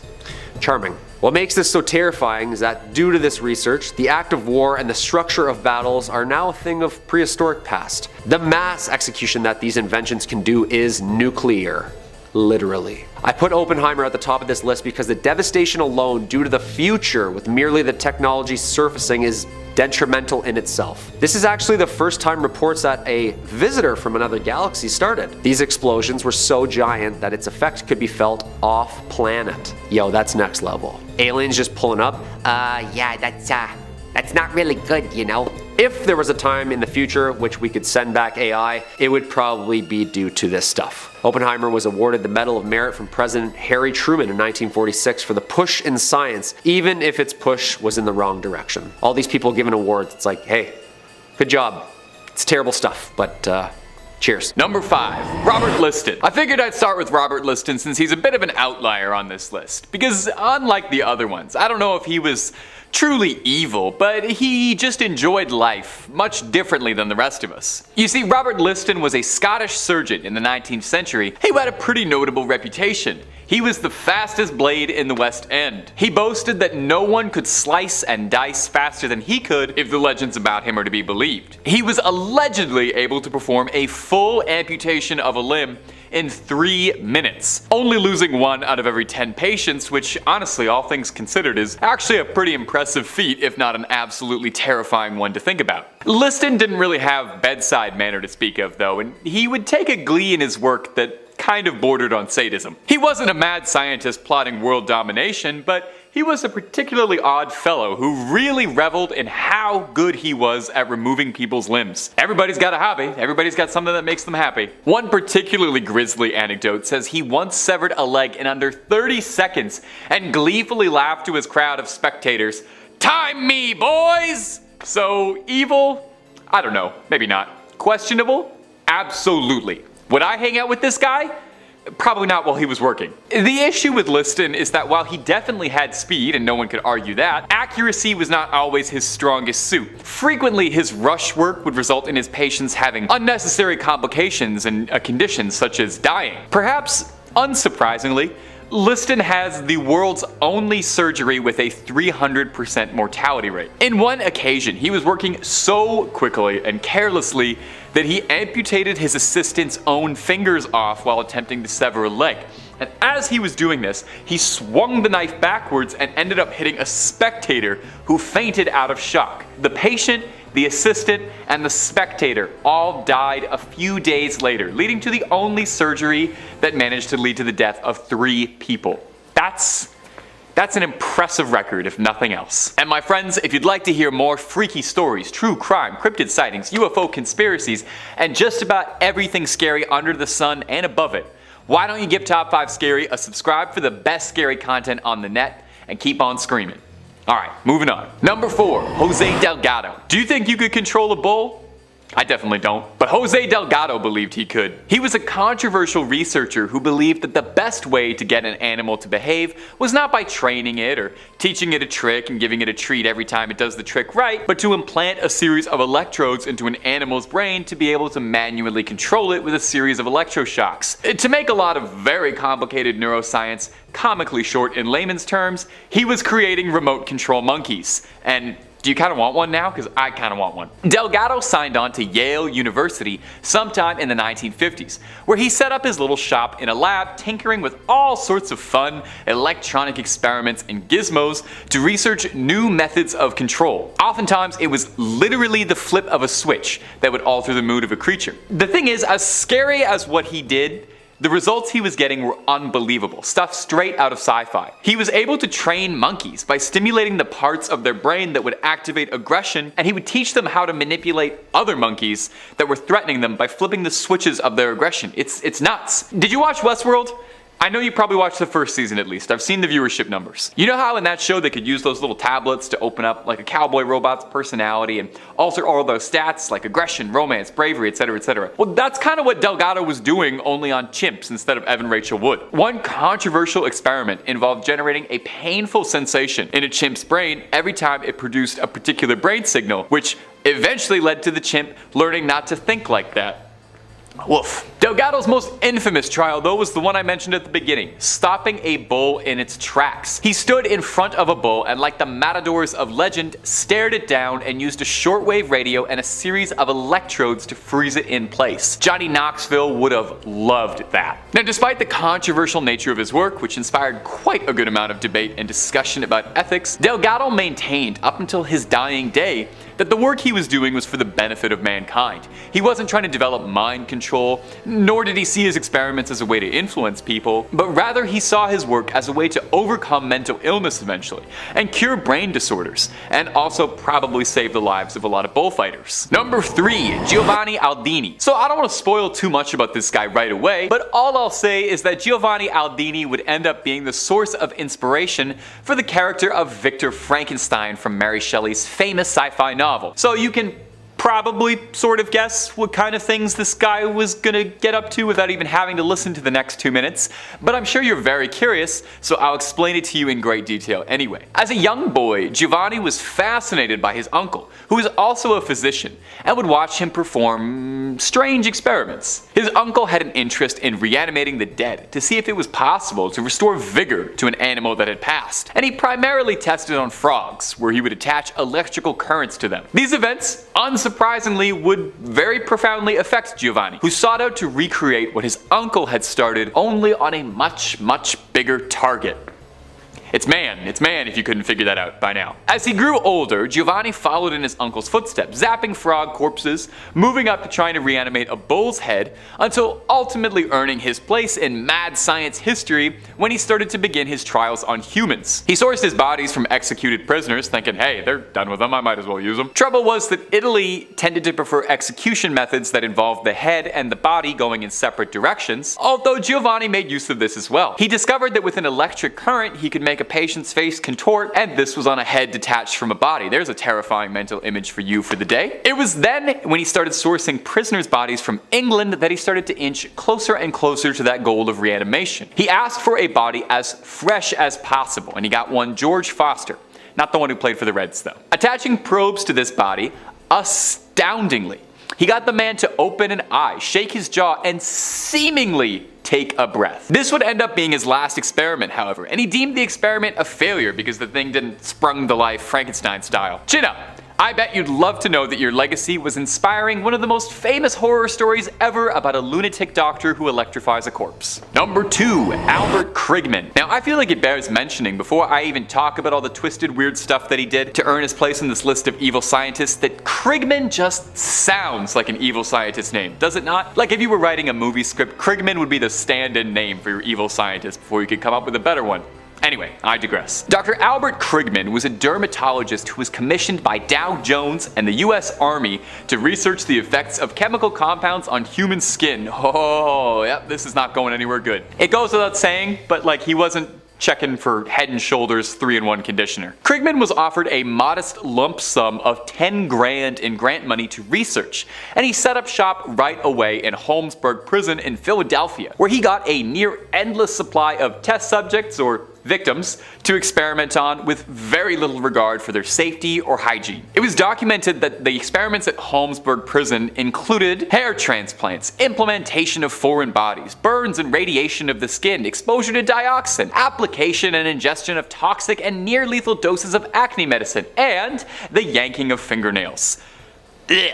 I completely understand if you need a moment to just kind of catch yourself. And editors, I'm so sorry for the pictures you guys are looking at for this video.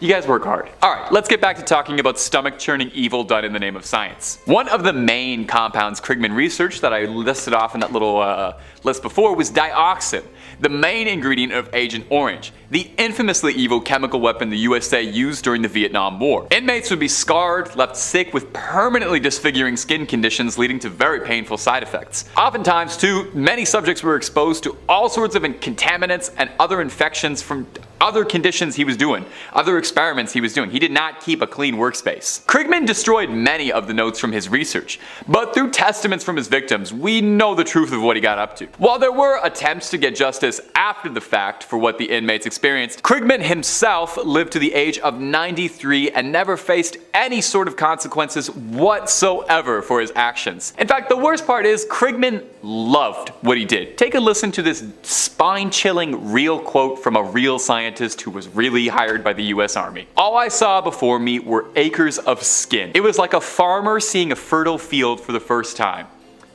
That sounds like it's from one of the Saw movies. Are you kidding me? Okay, moving on. Somehow there's a guy who tops this. And finally, number 1, Sidney Gottlieb. Unlike the other scientists on this list, where I would offer a little bit of leeway onto whether or not you could truly consider them to be vile and evil outright, or just, a bit morally flexible in the name of progress, I actually feel very decent taking a stance and saying Sidney Gottlieb was pure evil. Gottlieb was an American chemist and spy master who helmed the CIA's infamous MK Ultra program. Surely, if you've watched even 2 videos featuring me, you have heard me yell like a lunatic about the MK Ultra program. The CIA's very real, very well documented, very traceable mind control program that they were very really researching in the 60s and 70s. And this lovely son of a gun was behind most of it. Gottlieb is about as close to the pop culture definition of an evil scientist as you can get. He believed that there was a way to influence the human mind to ensure global domination for the United States. At the height of the Cold War, the CIA believed that China and Russia had advancements in mind control technology and they needed to catch up. Gottlieb was commissioned to run a series of experiments. Initially, the goal was to develop a truth serum. Gottlieb would experiment with just about every single illegal illicit substance you could on humans, most of the time without them knowing what he was doing. He tested on volunteers, prisoners, homeless,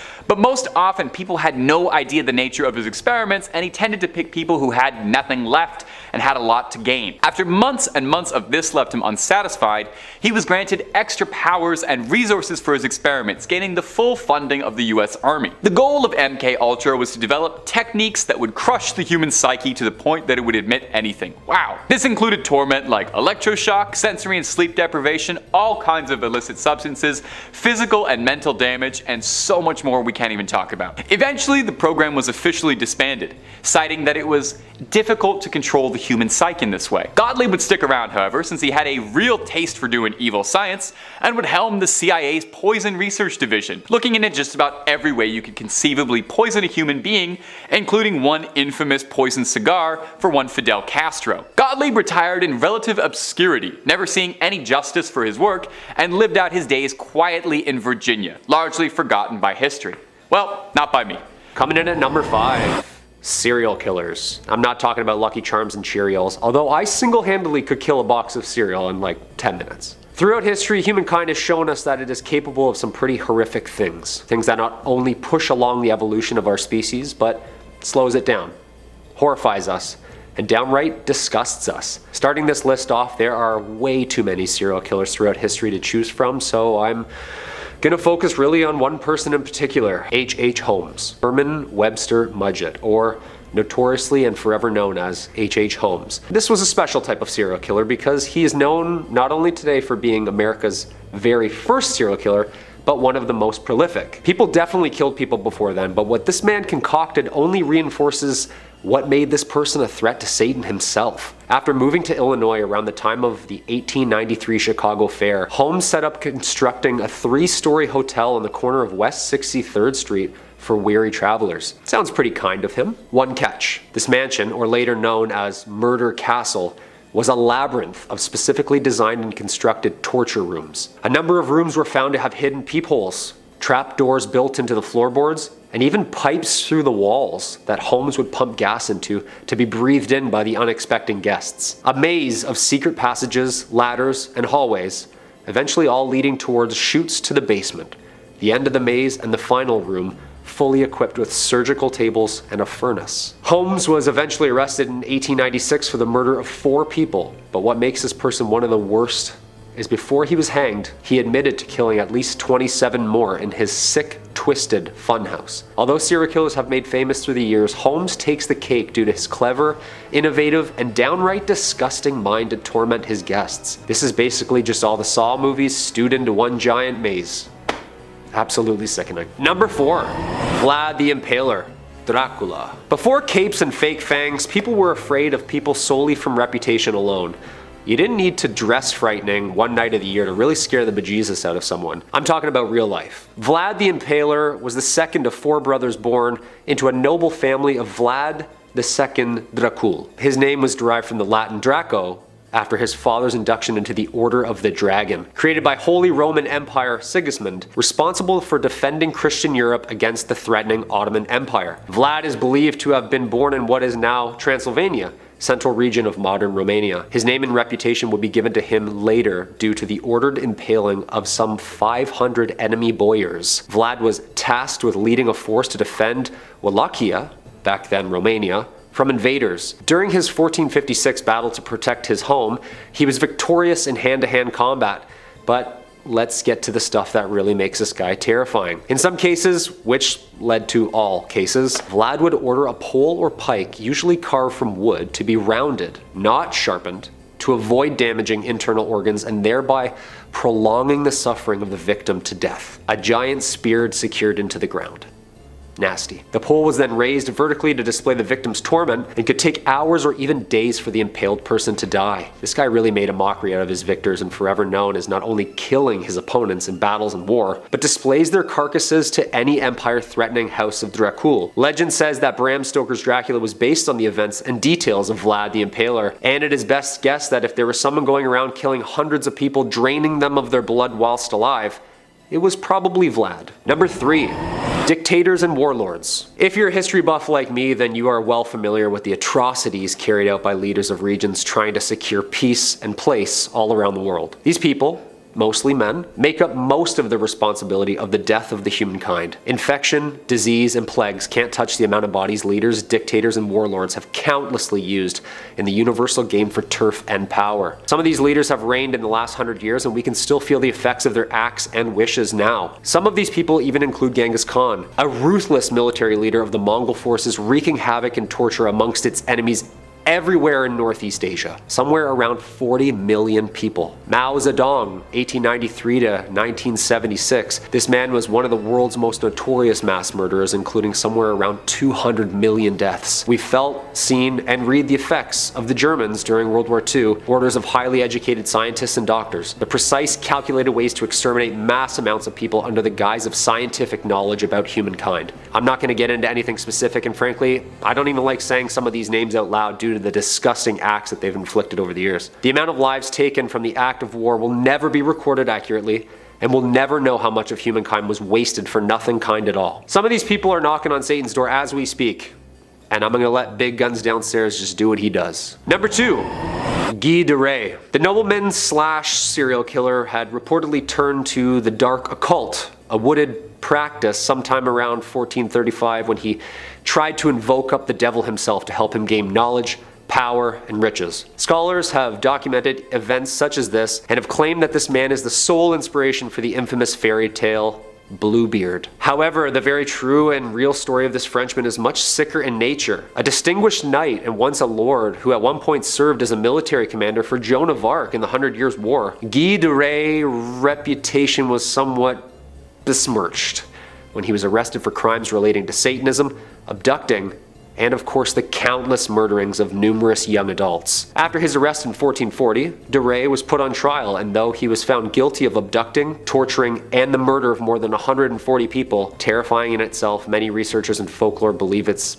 somewhere around 800 young adults. I bring up de Rais because after researching about him, I understood why he deserves to sit at number 2. The Bluebeard-inspired life of de Rais can be read about, and in doing so, you'll soon realize why I'm racing through this atrocity of a man, and why he's number 2, and why he remains one of the most terrifying people who have ever walked this planet. And coming in at number 1, Jack the Ripper. Jack the Ripper was and is still an unidentified serial killer active in poverty-ridden districts in and around East London in 1888. Attacks ascribed to Jack the Ripper typically involved female prostitutes who lived and worked in the slums of London, killing at least 5 women and mutilating their bodies in an unusual manner. The removal of internal organs led authorities to believe that the purpose that the killer had was anatomical or a surgical-based knowledge.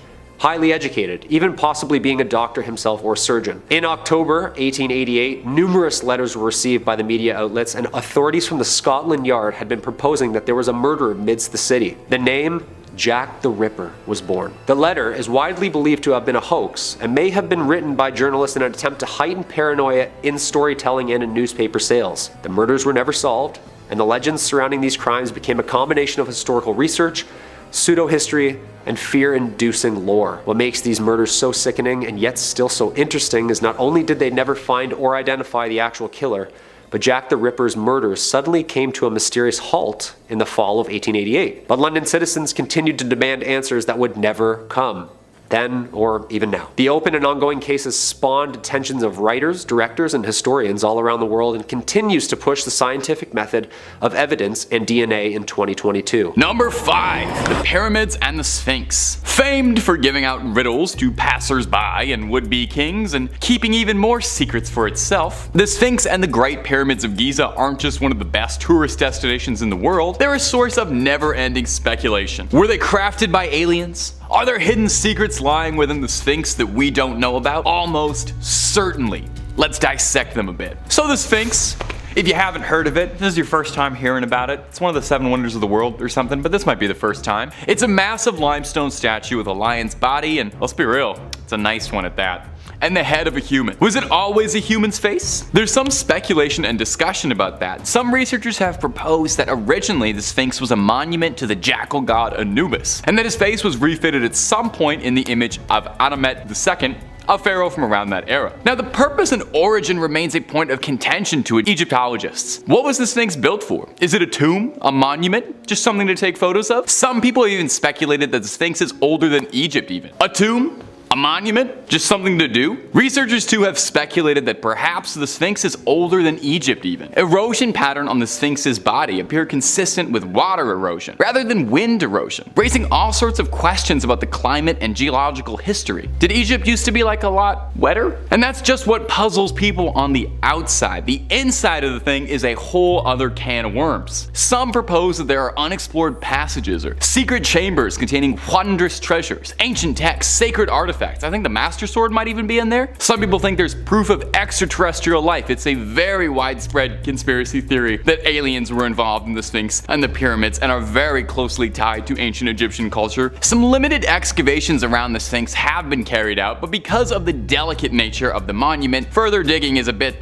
challenging. You don't want to be the guy who ruined one of the 7 wonders of the world. They're gonna make fun of you forever if that happens. We could do a whole video on the mysteries behind the Sphinx, and I sincerely hope we do, because we are just scratching the surface of strange stuff going on there. But if you're looking for way more strange stuff, then you already know we have that in spades. We've got just about everything freaky you can think of. We've done a video or 2 on it. So hit subscribe. Please hit that little bell as well so you make sure to get our videos up to date. Don't miss a single scream, but do that at the end of this video because I got 4 more unsolved mysteries for you coming up right now. Number 4, the Voynich Manuscript. The manuscript is one of my personal favorite unsolved mysteries out there just for how sheer little we know about it. We have nothing. It's kind of a choose your own adventure for mysteries. Is it aliens? demons, a really convoluted historical prank. If you don't know, the Voynich Manuscript is a strange document written in a handwritten text filled with bizarre illustrations. No one's been able to make sense of it, primarily because it's written in a language that has never been seen elsewhere in human history. It was named after Wilfrid Voynich, the Polish antiquarian who purchased it in 1912, although its ownership has passed through many hands. So what was it written for, and by who? These are the questions we've been asking, and we're probably going to keep asking over and over. The manuscript is about 240 pages, containing illustrations of plants, astronomical diagrams, humanoid figures, and other strange objects. Despite countless attempts by cryptographers, no one's been able to crack the code just yet. Some speculation has been made that it could be a biology textbook in an encoded language. Some people think it could be the scrawlings of a brilliant alchemist, magic and spell casting we couldn't possibly hope to understand. Some say it's from a forgotten civilization, while others have said maybe it's all just a load of nonsense and is just made by someone who had too much time on their hands and a vengeance against historians who wanted to prank them for centuries. The book is thought to have come from anywhere between the 15th century and the 17th century. We don't even know when this thing was written. Like I said, we know next to nothing about it. Now, if you're feeling clever and inspired, you can find a PDF of the Voynich Manuscript as a free download pretty easily. Who knows? You might be the one to finally crack this case. But hey, don't be frustrated if you end up falling down a conspiracy rabbit hole many before you have tried. I looked through a few of these pages and it took me 30 seconds before I was looking like Charlie from Always Sunny at the conspiracy wall, all that red tape and stuff. Number 3, the Yonaguni Monument. You've heard of the lost city of Atlantis. Surely.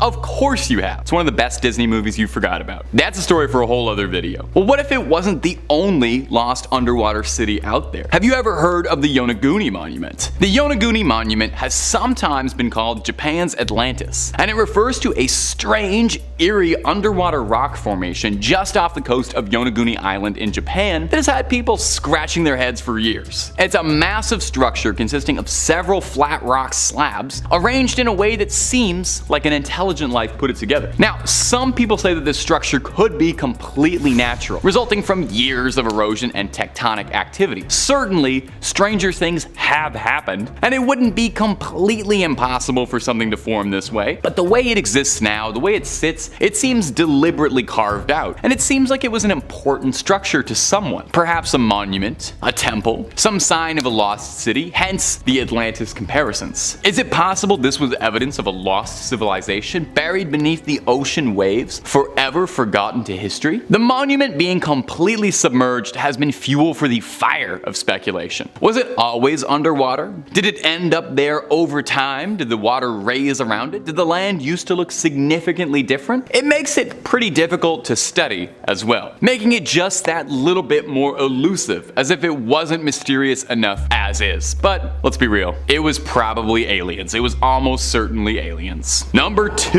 the Bermuda Triangle. Ah, the Bermuda Triangle. Now there's an exquisite ancient mystery, one of the certified classics, something that's eluded us for years and will probably continue to do so. It's been referred to before as the Devil's Triangle, and it's host to all manner of mysterious incidents and unexplained phenomena. One of the more infamous incidents linked to the Bermuda Triangle is the disappearance of Flight 19 in December 1945. 5 Navy bombers vanished during a routine training mission alongside 14 crew members. Gone.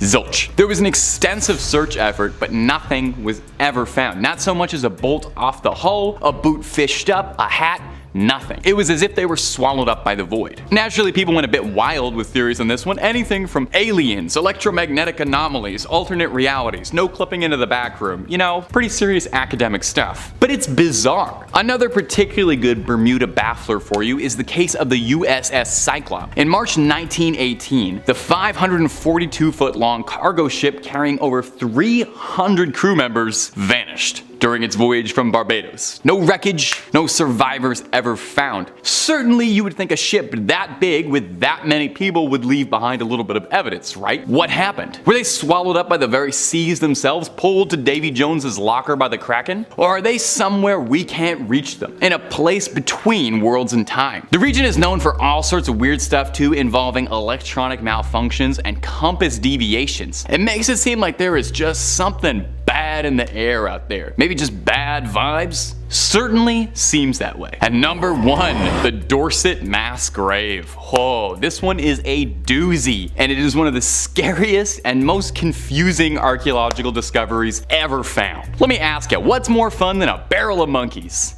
A barrel of Vikings? Well, how about a mass grave full of headless Viking bodies? No?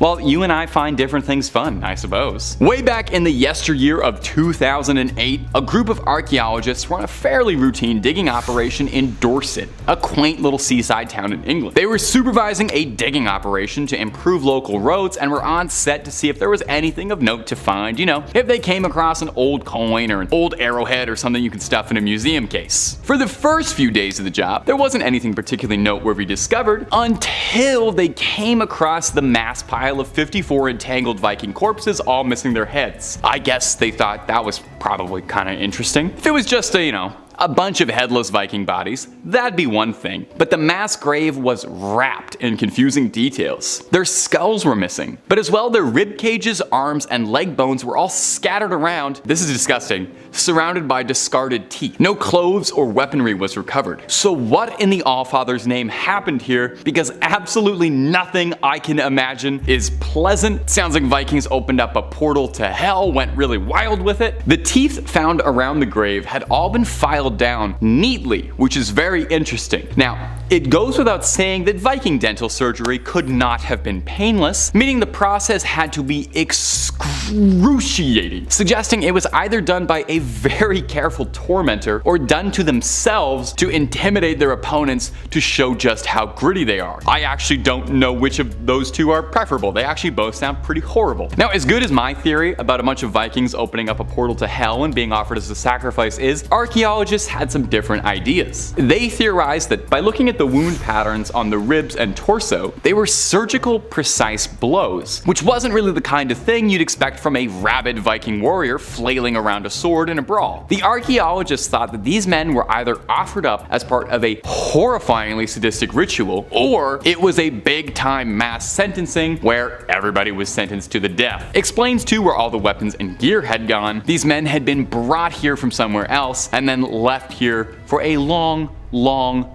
time. We might never know the truth behind the Dorset mass grave, and I'm gonna be honest, that might be fine with me. Some secrets are better left buried. Anyone else feel though that all those Viking skeletons, that might be like the world's most terrifying puzzle to put all that together? Morbid thought, and that's something to end the video on. Number 5, the WOW signal. In a 1959 paper, Cornell University's physicists had speculated that any extraterrestrial civilization attempting to communicate with radio signals might use a frequency of 1420 megahertz, which is naturally emitted by hydrogen, the most common element in the universe. In 1973, after completing an extensive survey of extragalactic radio sources, Ohio State University assigned the Big Ear to the scientific search for extraterrestrial intelligence famously known as SETI. Giant dish. Think Jodie Foster in Contact. 1977, Jeremy Amon, a SETI volunteer astronomer, was analyzing by hand large amounts of data processed by an old IBM computer. He spots a series of signal intensities and frequencies that left him and his colleagues astonished. The WOW signal was the first radio signal detected from Earth. The signal came from the direction of the constellation Sagittarius. Amon discovered the anomaly a few days later while reviewing the recorded data. Impressed by the result, on the computer printout he circled 6EQUJ5 and wrote 3 letters beside it. WOW. Leading to the event's famous name. The signal lasted for the full 72-second window during which Big Ear was able to observe it, but has not been able to detect it since, despite several attempts by Amon and others. It remains, as 2020, the strongest candidate for an extraterrestrial radio transmission ever detected. To this day, nobody can explain the signal, even though many have tried, claiming it could have just come from us. I don't know. What do you think? Number 4. Harvard's psilocybin experiments. Operation Midnight Climax, 1954, consisted of a series of CIA-run safe houses and what went on inside them in San Francisco, California, and New York City. In 1960, 2 psychologists, Timothy Leary and Richard Alpert, ordered psilocybin from a Swiss company named Sandoz, with the intention to test if different administration modes lead to different experiences. They believed that psilocybin could be the solution for the emotional problems of the human brain. The first test group was 38 people of various backgrounds. 167 subjects in total participated in the study, willing or unwilling. In 1961, Leary decided to orient the study towards psilocybin mushrooms and the rehabilitation of prison inmates. The San Francisco safe houses were closed in 1965, and the New York City safe houses soon followed in 1966. Operation Midnight Climax and Project MK Ultra were considered to be so secretive that few people, even of the highest government positions, knew of their existence. Midnight Climax being a sub-project of MK Ultra's The Mind Control research program that began in the late 1950s by Dr. Sidney Gottlieb, who was a chemist of the CIA. Unlike Project Artichoke, Operation Midnight Climax gave Gottlieb permission to test drugs on unknowing citizens, which made way for the legacy of this operation. Hundreds of federal agents, field operatives, and scientists worked on these programs before they were shut down in the mid-1960s. Science or sinister? Number 3. Exercise Tiger. Exercise Tiger, or Operation Tiger, was a series of large-scale rehearsals for the D-Day invasion of Normandy 1944, in which the military's lack of communication resulted in friendly fire from an Allied convoy being destroyed by German submarines, resulting in the deaths of at least 750 Americans. Wow. Of the 2 ships assigned to protect the convoy, only one was present. The second ship that was supposed to be present had been in a collision, suffered damage, and had to be repaired in secrecy. Because Allies' naval headquarters were operating on different frequencies, the American forces did not know this, and the first practice assault took place and was marked by an incident involving friendly fire. They didn't know it was an exercise. Set for 7:30 a.m., it was to include live ammunition to acclimatize the troops to the sights, sounds, and smells of war. This followed an order made by General Dwight Eisenhower, who felt the men must be hardened by exposure to real battle conditions. Several of the ships landing that morning were delayed until 8:30, an hour later, and some landing craft didn't even receive word of the change at all. Landing on the beach at their original scheduled time, the second wave came under fire, suffering an unknown number of casualties. Rumors circulated along the fleet that as many as 450 men were killed, and it remained in secrecy in classification memos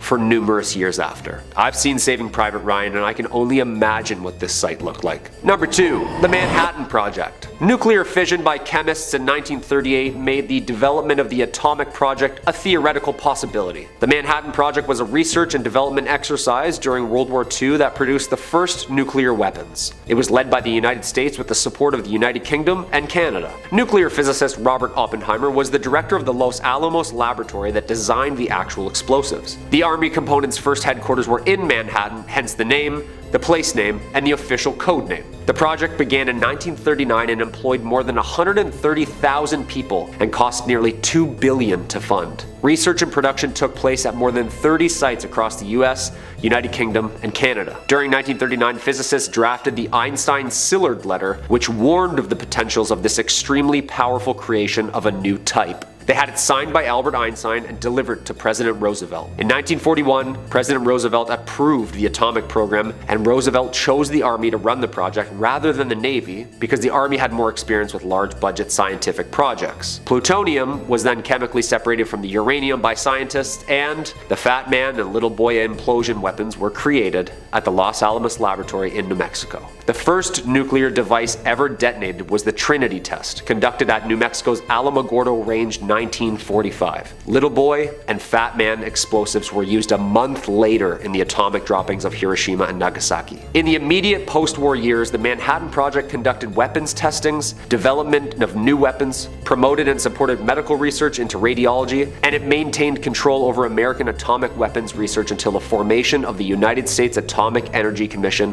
in 1947. Classified stuff, people. These were very scary times. And coming in at number 1, the Philadelphia experiment. This one scares me, and I pray it really is a hoax because there's a lot of documents that relate to this subject around this time that don't really add up. The Philadelphia experiment was an alleged event witnessed by Carl Allen and the United States Navy shipyard in Philadelphia, Pennsylvania in October 1943. Allen describes an experiment where the US Navy attempted to render itself invisible, cloaking the destroyer USS Eldridge, and the bizarre scientific events and results that followed. On Allen's account, the destroyer was successfully made invisible, but the ship inexplicably teleported to Norfolk, Virginia for several minutes and then reappeared back in the Philadelphia yard. The ship's crew was supposed to have suffered various side effects including insanity, intangibility, and being frozen in place. The story first surfaced in late 1955 when Allen sent a book full of handwritten letters referring to the experiment to a US Navy research organization. The US Navy maintains that no such experiment was ever conducted, that the details of the story contradict well-established facts about the USS Eldridge, and that the physics the experiments they're claiming to be based on doesn't even exist. What do you think? I think this actually happened and the gruesome details of the side effects are just misinformation. I don't know. I get a weird feeling about this one. Too many science experiments at that time.